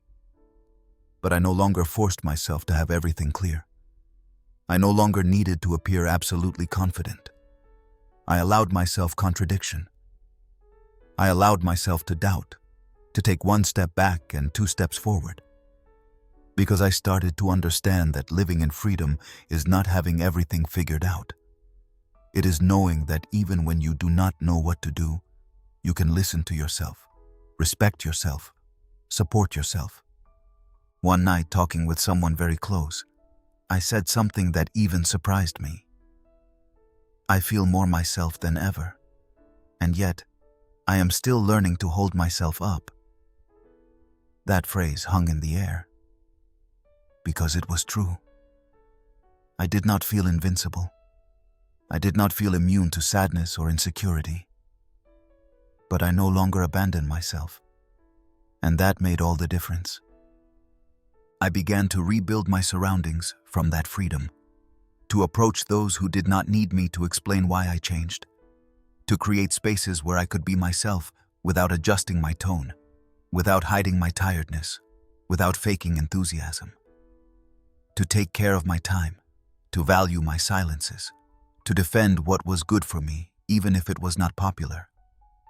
And I also began to see how, moving from that more authentic place, some things opened up, others closed, and I learned not to force, not to hold on to what was clearly no longer aligned. What impressed me most was realizing that freedom does not feel like I imagined. It is not a shout, not a jump, not an applause.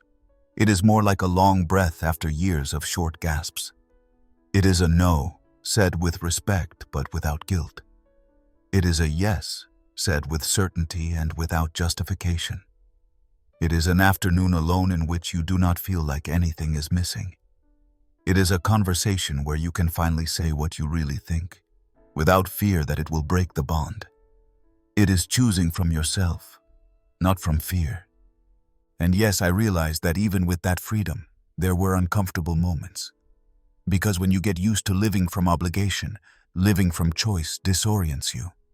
When you get used to everything you do being to avoid conflict, doing it from your own desire seems dangerous.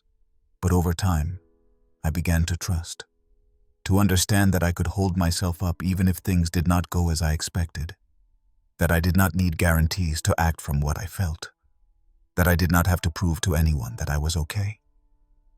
It was enough to know I was not betraying myself. One day, without thinking, I found myself smiling for no apparent reason. I was walking down the street without hurry, without distractions, and I felt that kind of serenity that does not depend on anything external. I was not doing anything special. I had not received good news. I simply felt at peace, and I knew with total certainty that was the result of everything I had let go, of everything I had cried over, of everything I had learned not to allow anymore. That peace was the echo of my own coherence. No, not everything was perfect, and I did not need it to be. Because I had discovered something better, living without having to act, to inhabit my life with the ease of not having to explain myself all the time, of not having to make myself small to fit in, of being able to make mistakes without destroying myself inside, of being able to say, this does not work for me, without that meaning losing myself. Freedom for me started like this, imperfect, sometimes chaotic, other times silent, but always honest, always with the feeling of coming home, even though there were still rooms left to organize. Chapter 14. I made peace with parts of myself I used to deny. For years, I believed that to be accepted, I had to fix myself, that there was something in me that needed to be smoothed out, silenced, transformed. They did not tell me this with those exact words, but I learned it. I learned it every time someone raised an eyebrow when I spoke with too much passion, every time they told me I was too sensitive, too intense, too serious, too emotional. I learned it from the looks, the uncomfortable silences, the comments disguised as advice. And then I started to hide, not out of cowardice, out of a pure need to fit in. I repressed my sadness because I did not want to seem weak. I disguised my anger with smiles because I did not want to seem confrontational. I hid my vulnerability behind a self-sufficient image because I did not want to be seen as a burden. And so I discarded parts of myself as if they were factory defects. I built myself from correction, from containment, from what was acceptable. And I did it so well that on the outside, everything seemed in order. But inside, there was less and less of me left. I remember a moment that marked me. I was alone at home, on an ordinary Sunday, and for no apparent reason, I started to cry. It was not an overwhelming cry. It was something deeper. A cry that did not ask for comfort or explanation. It was an ancient, recognizable sadness that demanded space. I sat on the floor and let myself be. And as the tears fell, I realized I was not crying for something specific. I was crying for all the times I had swallowed my tears, for all the times I had felt that showing myself was dangerous, for all the times I abandoned myself to maintain an image of strength that was not real. That day, without planning it, I embraced a part of myself that had been exiled for too long. My sadness, the one I had hidden behind efficiency, forced optimism, the everything passes, and nothing terrible happened for doing it. The world did not collapse. No one judged me, no one pointed at me. I simply realized that this emotion did not make me less. It made me human. It connected me with what I had lost, with what I had not said, with what hurt without a name. And understanding that was liberating. After that, I began to practice looking inside with different eyes, to review all those parts I had labeled as bad, annoying, too much. And what I found moved me. I discovered that the part of me that got angry easily was not violent. It was the one that had always felt unheard. That the part that shut down in silence for days was not cold. It was the one that protected itself when feeling alone. That the part that distanced itself when feeling judged was not arrogant. It was a wounded part that did not know how to defend itself. I understood that what I had tried to change in myself for years did not need correction. It needed compassion. It needed attention. It needed validation. And so I started treating myself like I treat those I love, with patience, with tenderness, with respect for their times and processes. And it was not easy, because the habit of judging myself was strong. It was entrenched. Every uncomfortable emotion brought me that old feeling of failure. But little by little, with practice and presence, I learned to stay. Sometimes without warning, they still appear.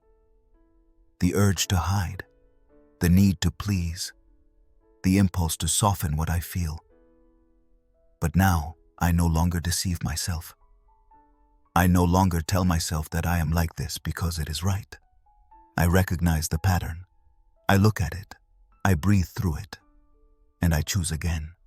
I choose to stay. I choose not to repress. I choose to say, this is also me. There was a time when I was ashamed to share certain things. My fears, my contradictions, my mistakes. I believed that talking about them gave an image of instability. Today, I understand it the other way around.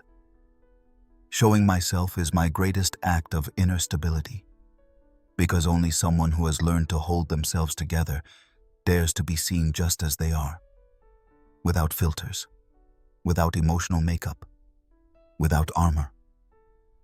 And it was then when I discovered something else, that those parts I used to deny, when integrated, make me stronger. Because I no longer waste energy hiding. Because I no longer have to control every reaction. Because I no longer have to remember which version of myself I am showing today. And that, although it may not be noticed from the outside, radically changes the way I live. Today, I allow myself to be contradictory.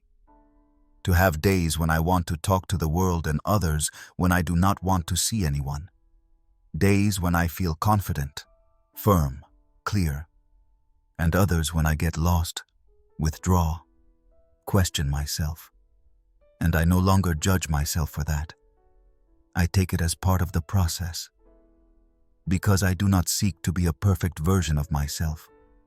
I seek to be an honest version, one that does not exclude itself for not meeting expectations I never even asked for. I made peace with my intensity, with the way I feel everything deeply, with how quickly I get emotional, how deeply I hurt, how profoundly I love. I made peace with my need for silence, with the way I protect myself when the world becomes too noisy. I made peace with my sensitivity, the one I wanted to numb for years because I thought it made me weak. Today I see it as a superpower, because it allows me to see what others do not notice, to feel what others do not allow themselves, to connect from a much more real place. And I also made peace with my story, with my mistakes, with the versions of myself that did not know how to do better. I stopped judging them. I stopped feeling ashamed. I thanked them, because without them I would not have come this far. Because even when I was wrong, even when I acted from pain, I did it searching for love, searching for belonging, searching for peace. Today I know I do not have to be the best version of myself all the time. Sometimes I just need to be, and that is enough. Because when you treat yourself with respect, tenderness, honesty, the world no longer needs to do it. What comes from outside stops being a demand. It becomes a reflection. And what does not resonate with that authenticity simply does not stay. So if someone ever told you that there was something in you that you had to hide, soften, conceal, look at it again. Maybe that thing that bothers you so much, that you wanted to change, that you learned to silence, is not a flaw. Maybe it is your most genuine strength, but you just have not fully understood it yet. It took me time, but I learned that making peace with yourself is not an event. It is a journey, and every step you take inward, even if it hurts, even if it is uncomfortable, returns a piece of freedom that no one can take away from you. Chapter 15. I stopped asking for permission to live my way. It was not a rebellion, nor a scandalous break. It was more like a surrender, a different kind of exhaustion, not of the body, but of the soul. A slow wearing out after so many years trying to make everything fit, to be understood, to have every choice of mine approved by someone else. As if I needed some kind of stamp of approval for every step I took. As if I had to justify to others everything that made me feel good.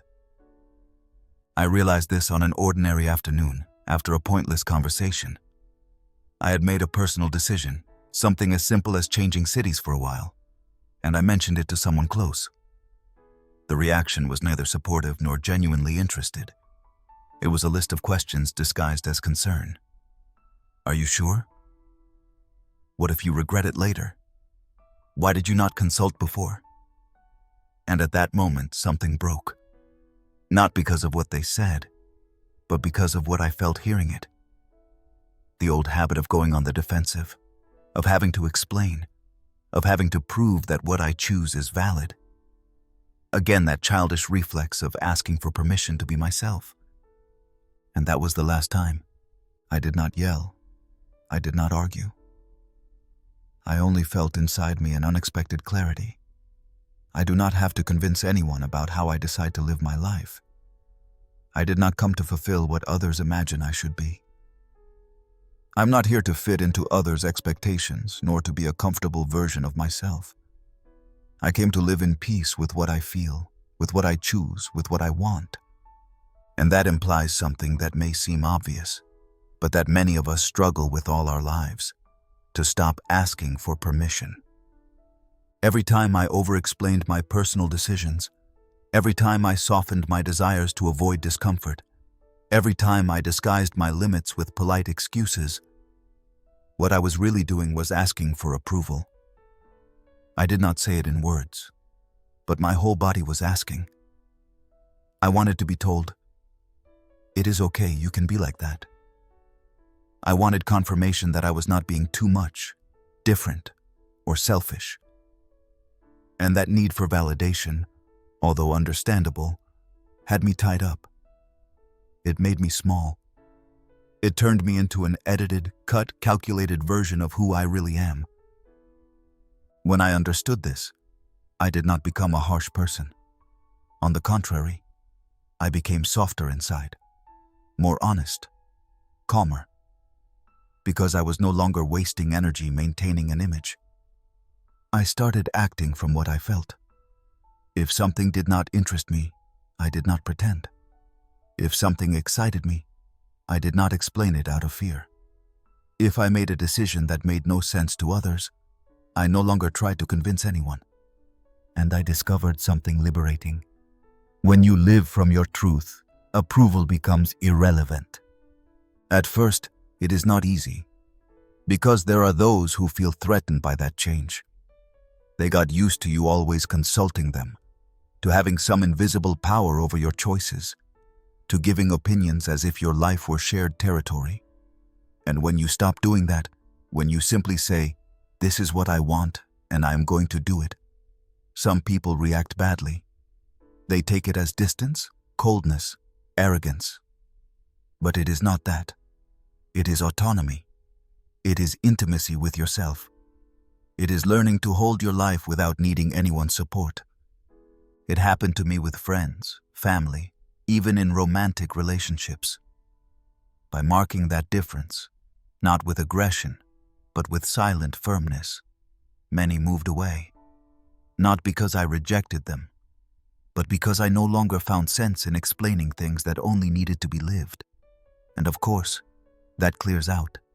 It leaves gaps, but it also leaves space for the new. For those who come close without demanding justification, without asking you to edit yourself. For those who listen and do not try to correct you. For those who accompany you without needing to understand everything. And in the middle of that transition, I learned to truly listen to myself, without filters, without external noise, without other voices judging from their fear or their own history. I learned that my body, my intuition, my discomfort, and my desire were a sufficient compass, that I did not need to gather signatures to validate my choices, that there are paths no one else will understand, and yet they must be traveled. One day, while walking alone down an unknown street, with my phone off and no one knowing exactly where I was, I felt something I had never felt before so clearly. This is living my way. There was no plan, no audience, no need to share it. It was me, with myself, in absolute coherence.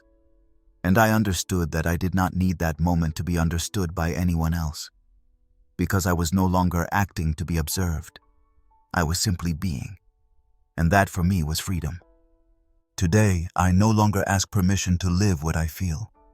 Not because I do not care about anyone, not because I have become indifferent, but because I have learned that when you live from the truth, everything else falls into place. That you do not need to ask for permission to breathe, to move, to change, to heal. That you did not come into this world to constantly explain yourself. You came to be you, and that is enough. Asking for permission is a fancy way of asking for permission to exist, and I no longer do it, because I exist, because I have the right, because I am learning to inhabit myself without guilt. And if someone does not understand that, it is okay.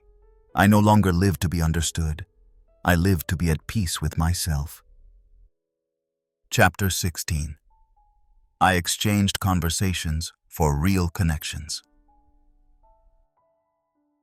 For a long time, I spoke just to fill spaces, to comply, to maintain bonds that deep down were already empty. I learned to say the right things, to laugh at the expected moments, to give careful opinions. Not because I was fake, but because I was used to relating from a role, from habit, from emotional obligation. And the most ironic thing is that many times I surrounded myself with people without truly feeling accompanied. This even happened in gatherings with lifelong friends.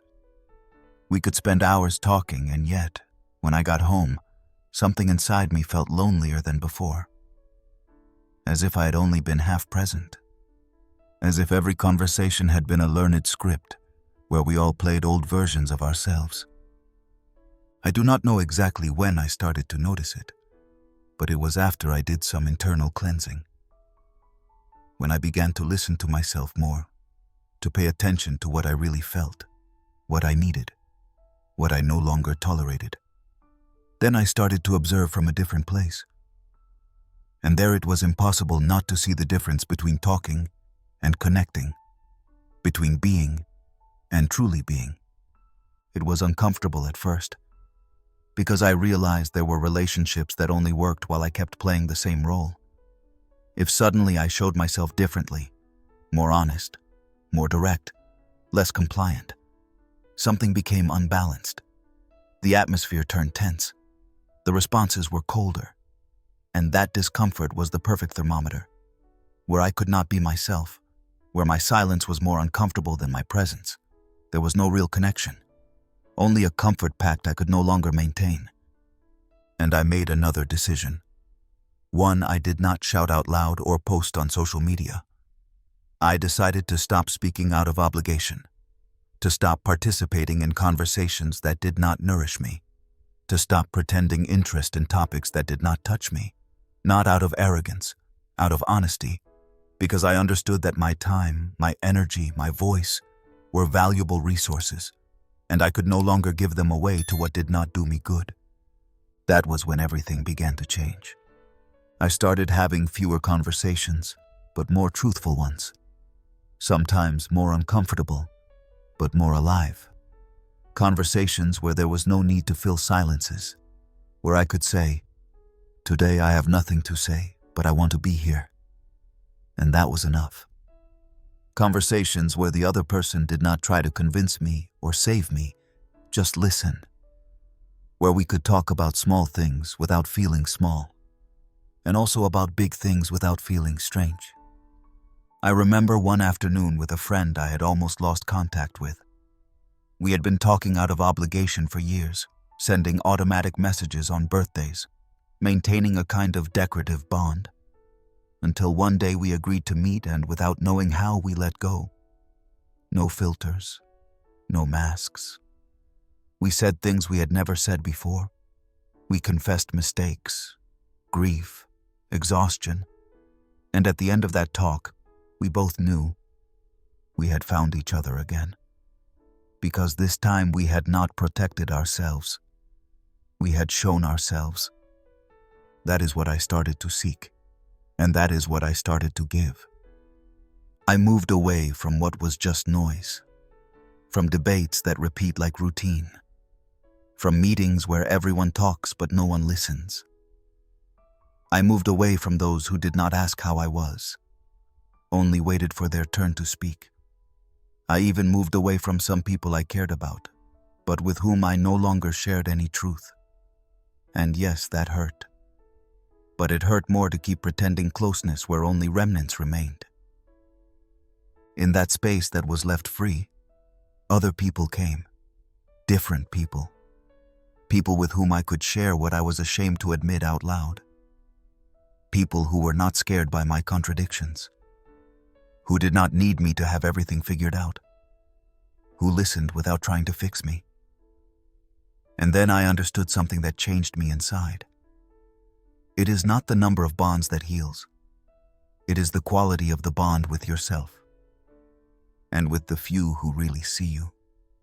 I learned to pause in the middle of a conversation to ask, "Are you really okay?" And wait for the answer without rushing. I learned to hold silences without feeling uncomfortable, to cry during a conversation without apologizing, to laugh loudly without fear of seeming exaggerated.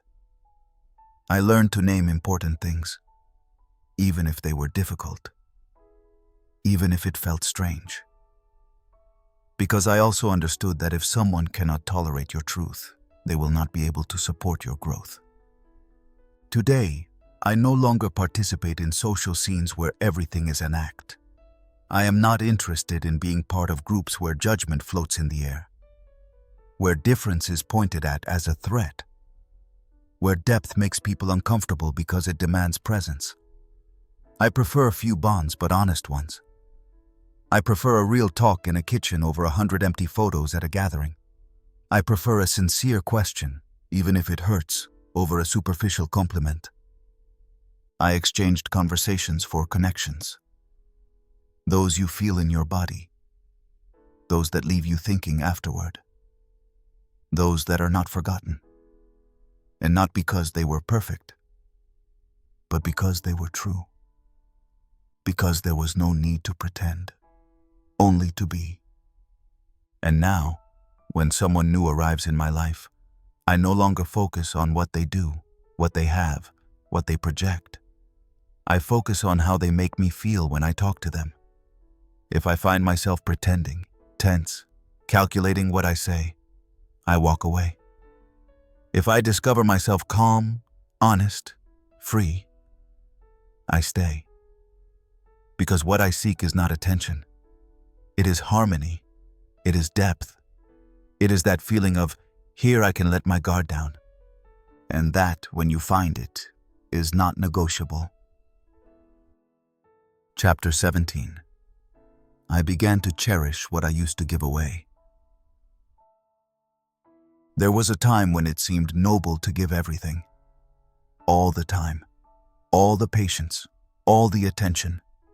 All my energy, even when I was exhausted.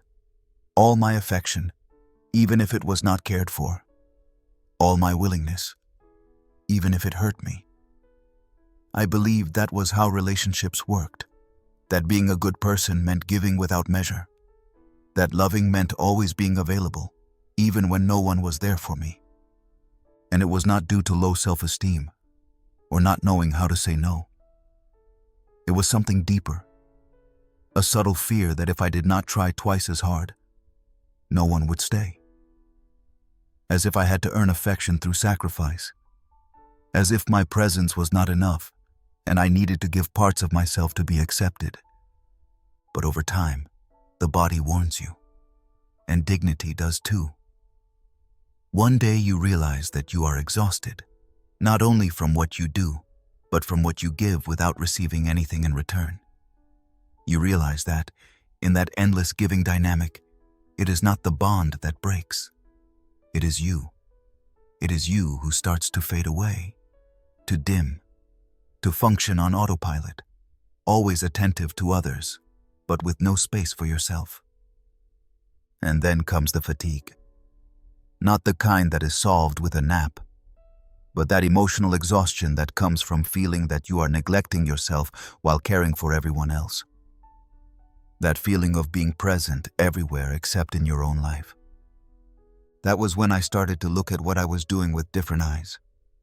Not with guilt, but with honesty. I asked myself, why is it so hard for me to keep something for myself? Why do I feel I must always be available? Why do I feel guilty not responding immediately, not solving everyone's problems, not saying yes every time someone needs me? And the answer was clear. Because no one ever taught me that it is also valuable to care for my own limits. They taught me to give, but not to manage myself. They taught me to be there for others, but not to ask if I was there for myself. So, with much fear at first, I began to change.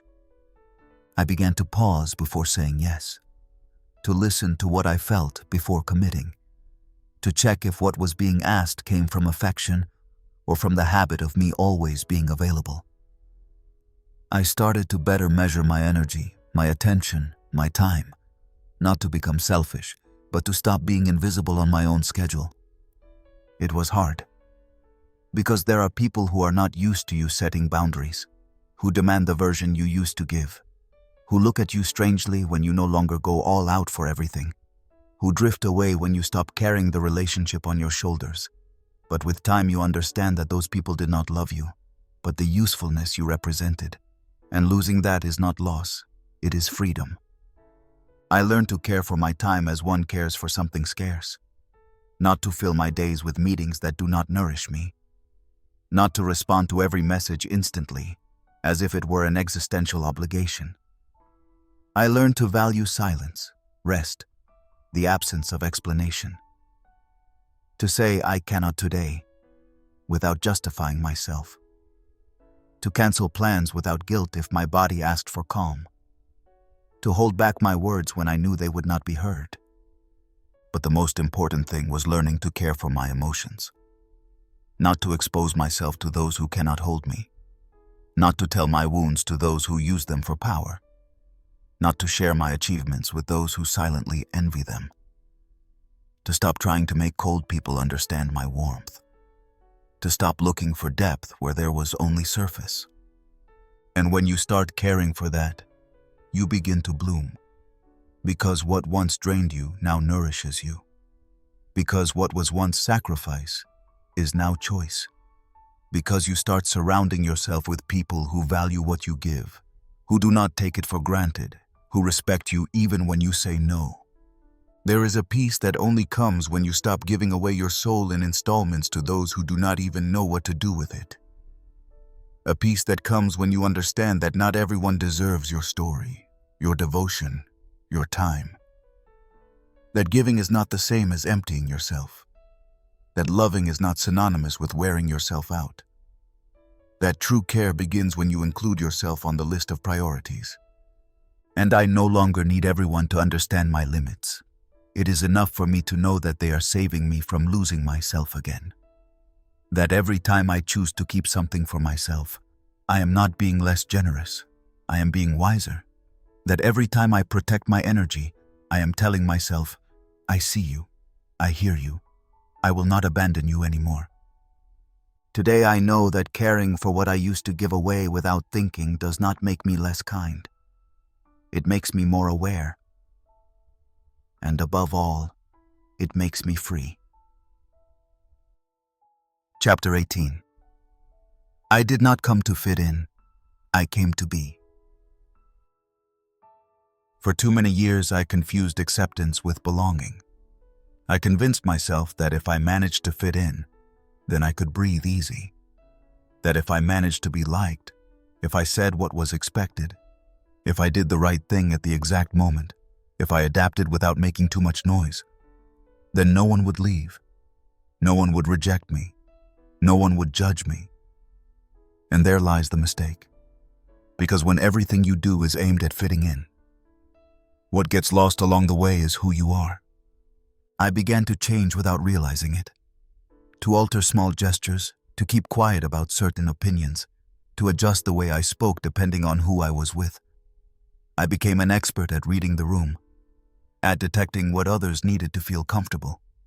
And I molded myself to fit right there, like a custom-made piece. But that comes at a price. Because every time I adapted too much, I moved a little farther away from myself. And you do not notice it at first, because you receive approval. They tell you that you are charming, empathetic, understanding. They praise you for knowing how to behave, for not bothering, for not creating conflict. But silently, you accumulate small internal betrayals. You lose your original voice. You forget what you really think, what you really want, what really moves you. Until one day you get tired, or you break. In my case, it was not a big explosion. It was something much more subtle. One morning in front of the mirror, while getting ready for a meeting, I saw myself dressed in what others considered appropriate. I styled my hair as I usually did to look professional. I had rehearsed the phrases I was going to use, and I felt such a heavy sadness that I had to sit down. Not because of the clothes, nor the meeting, because I realized I had not stopped acting for a single minute, that I had been playing roles for years, changing masks depending on the environment. That was when I said to myself, enough. I did not come to fit in. I came to be. And that changed the course of everything. It was not immediate. I did not become a rebel overnight, but I did start questioning myself every time I caught myself acting. I asked, is this what I want? Does this represent me? Is this me or just a polished version to please? And if the answer was not clear, I stopped. Not out of whim, out of respect. I stopped asking permission to exist as I am. I started speaking slower, deeper, more from the heart. I allowed myself to have different opinions even knowing it would make others uncomfortable. I stopped softening my ideas for fear of seeming too intense. I stopped laughing when I did not feel like it. I stopped saying, yes, of course, when inside I was thinking, not a chance. And yes, some people walked away. But there were also those who stayed and truly met me for the first time. And the most important thing, I found myself again. I recovered gestures, tastes, words that I had hidden for years. I began dressing in a way that made me feel comfortable, not how others expected. I dared to say what I thought without the filter of, how will this sound? I felt clumsy, vulnerable, out of place many times, but also free. Because when you stop trying so hard to fit in, what remains is your real form, the one that does not fit the mold, but that makes sense to you, and that is being. You do not have to be scandalous or radical to be authentic. Sometimes being yourself is simply not laughing when the joke is not funny. It is remaining silent when the group expects you to speak. It is choosing a slower path even if everyone else is running. It is not wanting to explain your decisions to those who do not listen, do not need, or do not deserve the explanation. I began surrounding myself with people who did not expect an edited version of me. People who knew I have chaotic days, emotions I do not always understand, thoughts that sometimes contradict each other. People who do not look at me as a catalog to consume, but as a presence to share. And that space, when you find it, gives you a peace that is non-negotiable. Today, I know that fitting in has a cost. It demands that you sacrifice things that, at first, seem small, but that in reality are the foundation of your identity. It demands that you move carefully, speak with calculation, live with restraint. Being, on the other hand, can be uncomfortable. It can mean being misunderstood, judged, excluded. But it also allows you to breathe, to inhabit your body with dignity, to walk with a steady step even if the path is not clear. I did not come to fit in, and I do not say this from empty rebellion. I say it from exhaustion, from the need to live with meaning, to stop measuring every gesture, every word, every emotion. I say it from the place where I understood that my only responsibility is to be consistent with myself. The rest falls into place on its own, or not. And that is also okay. Because if I have to become someone else to be part of something, then it is not my place. And if I have to hide who I am to be accepted, then that acceptance has no value. Being is not an act of selfishness. It is an act of honesty. And at this point in life, I do not intend to negotiate what cost me so much to recover. Chapter 19. I started to like myself without emotional makeup. I did not realize it on the first day, nor the first time I decided not to pretend I was okay when I was not.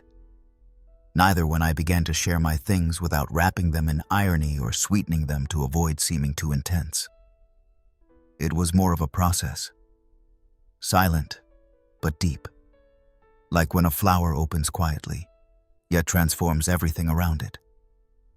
I'd gotten used to putting makeup on my emotions, to filtering them, to hiding them like someone who quickly fixes themselves before leaving the house. It is nothing. It is just a bad day. It will pass. Phrases I repeated like mantras, not to comfort myself, but to avoid making others uncomfortable. I had become an expert at showing only what did not clash, what was easy to digest, what did not raise awkward questions or worried looks. And of course, from the outside I seemed strong, stable, balanced. But inside there was a mess that I did not even know where to start to organize. Because when you hide what you feel, it does not disappear. It accumulates.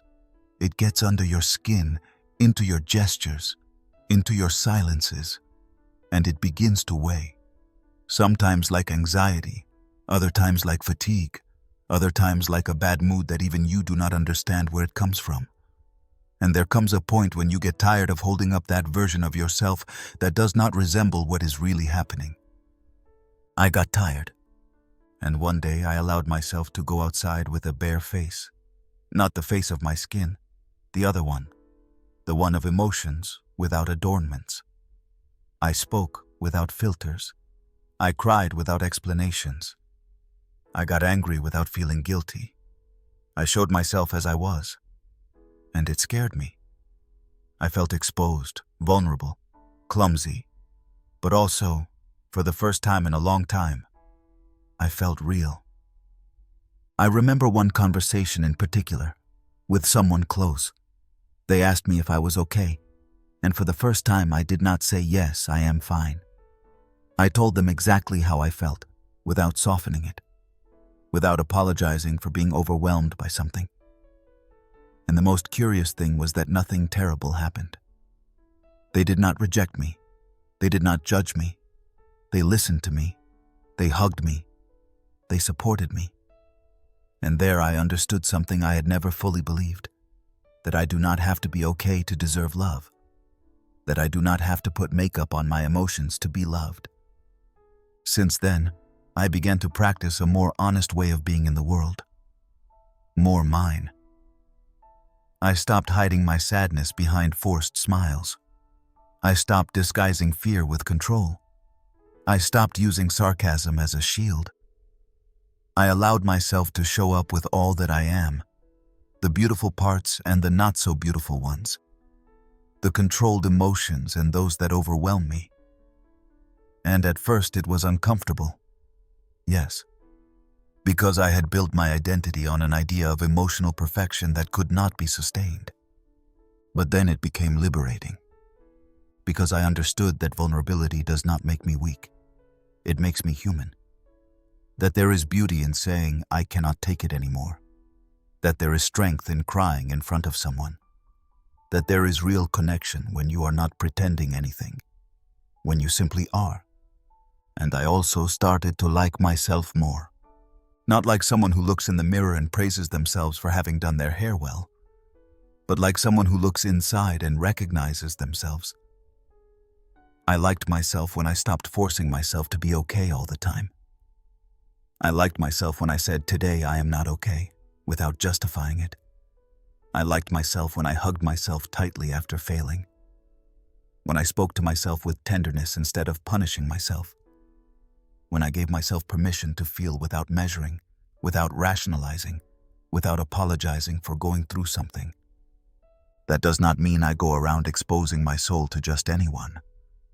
It means that I no longer hide from myself. That I do not demand to be an emotionally flawless version to be valid. That I can have sad days without needing to explain them, and happy days without fearing they will last little. And I began to attract a different kind of relationships. People who do not expect a constant smile, who are not uncomfortable with my tears, who do not need me to be perfect to stay. People who also show up without emotional makeup, who tell me their fears without shame, who share their falls without disguising them. With them, conversations sometimes hurt, but they also heal. Because when you are surrounded by truth, everything feels lighter. Today I like my face when I do not have to fake happiness. I like my voice when it trembles with emotion. I like my body when it is not trying to appear calm. I like my story, even with the difficult chapters. Because all of that is me, without filters, without decoration, without learned scripts, and I know I still have a way to go. That sometimes I fall back into the old habit of smiling reflexively, of staying silent so as not to bother. But I notice it faster each time. It lasts less each time. I respect myself more each time. I did not come to pretend stability. I came to learn to hold myself up, even on the days I stumble. And for that, the first thing I had to do was stop putting makeup on the inside. Today I allow myself to inhabit myself fully. And that, even though it sometimes hurts, is the closest I have been to freedom. Chapter 20. That was the last day I betrayed myself. There were no fireworks. No epic music played in the background. No one applauded me. No one noticed.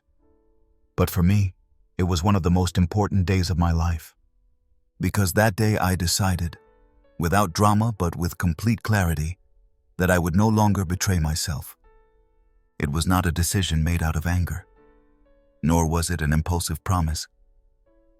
It was something calmer. As if everything I had lived through up to that point pushed me, without pushing, toward a single possible direction. As if my body and soul, finally aligned, said, "This is enough."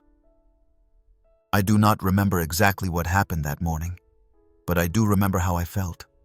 I saw myself doing something I did not want to, saying something I did not believe, keeping quiet about something that needed to come out.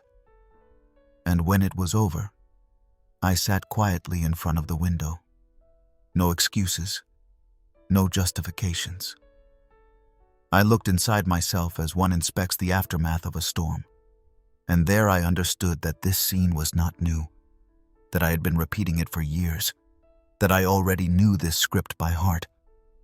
But that time, something clicked. Not because of something external, not because someone asked me to, not because I felt in crisis. It was internal. It was exhaustion. It was clarity. It was a mix of weariness and self-love. A new awareness that did not shout, but kept telling me, stop turning your back on yourself. Stop minimizing what you feel. Stop putting yourself last. That day I understood that betraying yourself is not only lying, hiding, or pretending. Betraying yourself is neglecting yourself. It is saying yes when everything inside you screams no. It is staying when there is nothing left to save. It is seeking validation where there is only demand.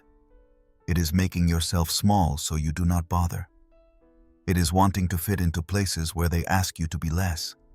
It is asking permission to be, to feel, to exist. And I had done that many times, out of love, out of fear, out of inertia, out of habit, out of survival.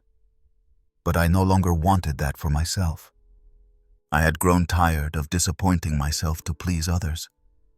I had grown tired of punishing myself for feeling too much. I had grown tired of silencing my discomfort to avoid arguments. I had grown tired of smiling while breaking apart inside. That day I said nothing. I did not announce my decision, but inside me, something broke. And through that crack, a different promise seeped in. Never to abandon myself again. And I started doing it practically. Not with motivational phrases or empty rituals. I began to take care of myself concretely, to defend myself with actions, to protect my space, to filter my relationships, to truly pay attention to myself, to listen when something inside me began to tense, to give myself permission to cause discomfort, to be loyal to what I feel, even when that meant disappointing someone else. Because I understood that I preferred to disappoint another than to betray myself. And listen, it was not easy. Because when you have been betraying yourself for years, breaking that pattern feels like breaking an invisible pact with the world. You feel selfish, ungrateful, difficult. You have to fight against an inner voice that tells you that you are exaggerating, that it is not that serious, that you should endure a little more. But there is a peace so deep in beginning to be consistent with yourself that there is no turning back. I began to look at myself with different eyes, to speak to myself with more compassion, to hold myself with more strength, to validate myself, even when no one else did, to recognize that sometimes it is hard, that sometimes I doubt, that sometimes I fall back, but that I no longer abandon myself. I took responsibility for my story, for my light and my shadows, for my past choices, even the ones that hurt me, for my silences and my excesses, for my escapes and my surrenders, for my mistakes, yes, but also for my desire to do it differently. And when that happens, you do not need anyone to applaud you, nor to understand you, nor to accompany you, because finally, you have yourself, and that changes everything. That was the last day I betrayed myself. And not because I am perfect now. Not because I no longer doubt, make mistakes, or have clumsy days. I still do. But now, every time I notice it, I stop. I embrace myself, I correct myself. I listen to myself. I treat myself with the same tenderness that for years I reserved only for others. That was the last day I put myself aside to be loved. The last one in which I stayed silent out of fear of conflict. The last one in which I tried to fit into a mold that was too small for me. The last one in which I disguised what I needed to avoid causing discomfort. The last one in which I put myself last on my own list. Today I choose myself, with doubts, with scars, with contradictions, with the desire to do better, but without needing to pretend I have everything figured out. I choose myself like someone who cares for a plant that has survived many storms.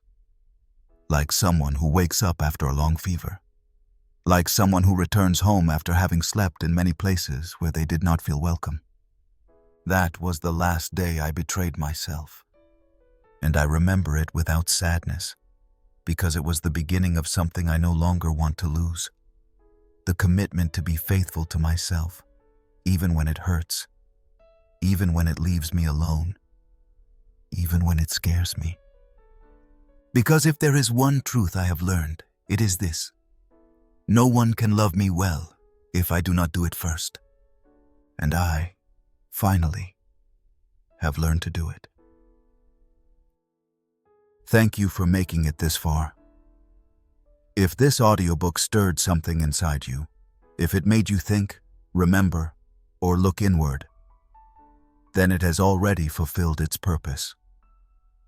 Leave me your comment. I will love to read you and know which part touched you the most.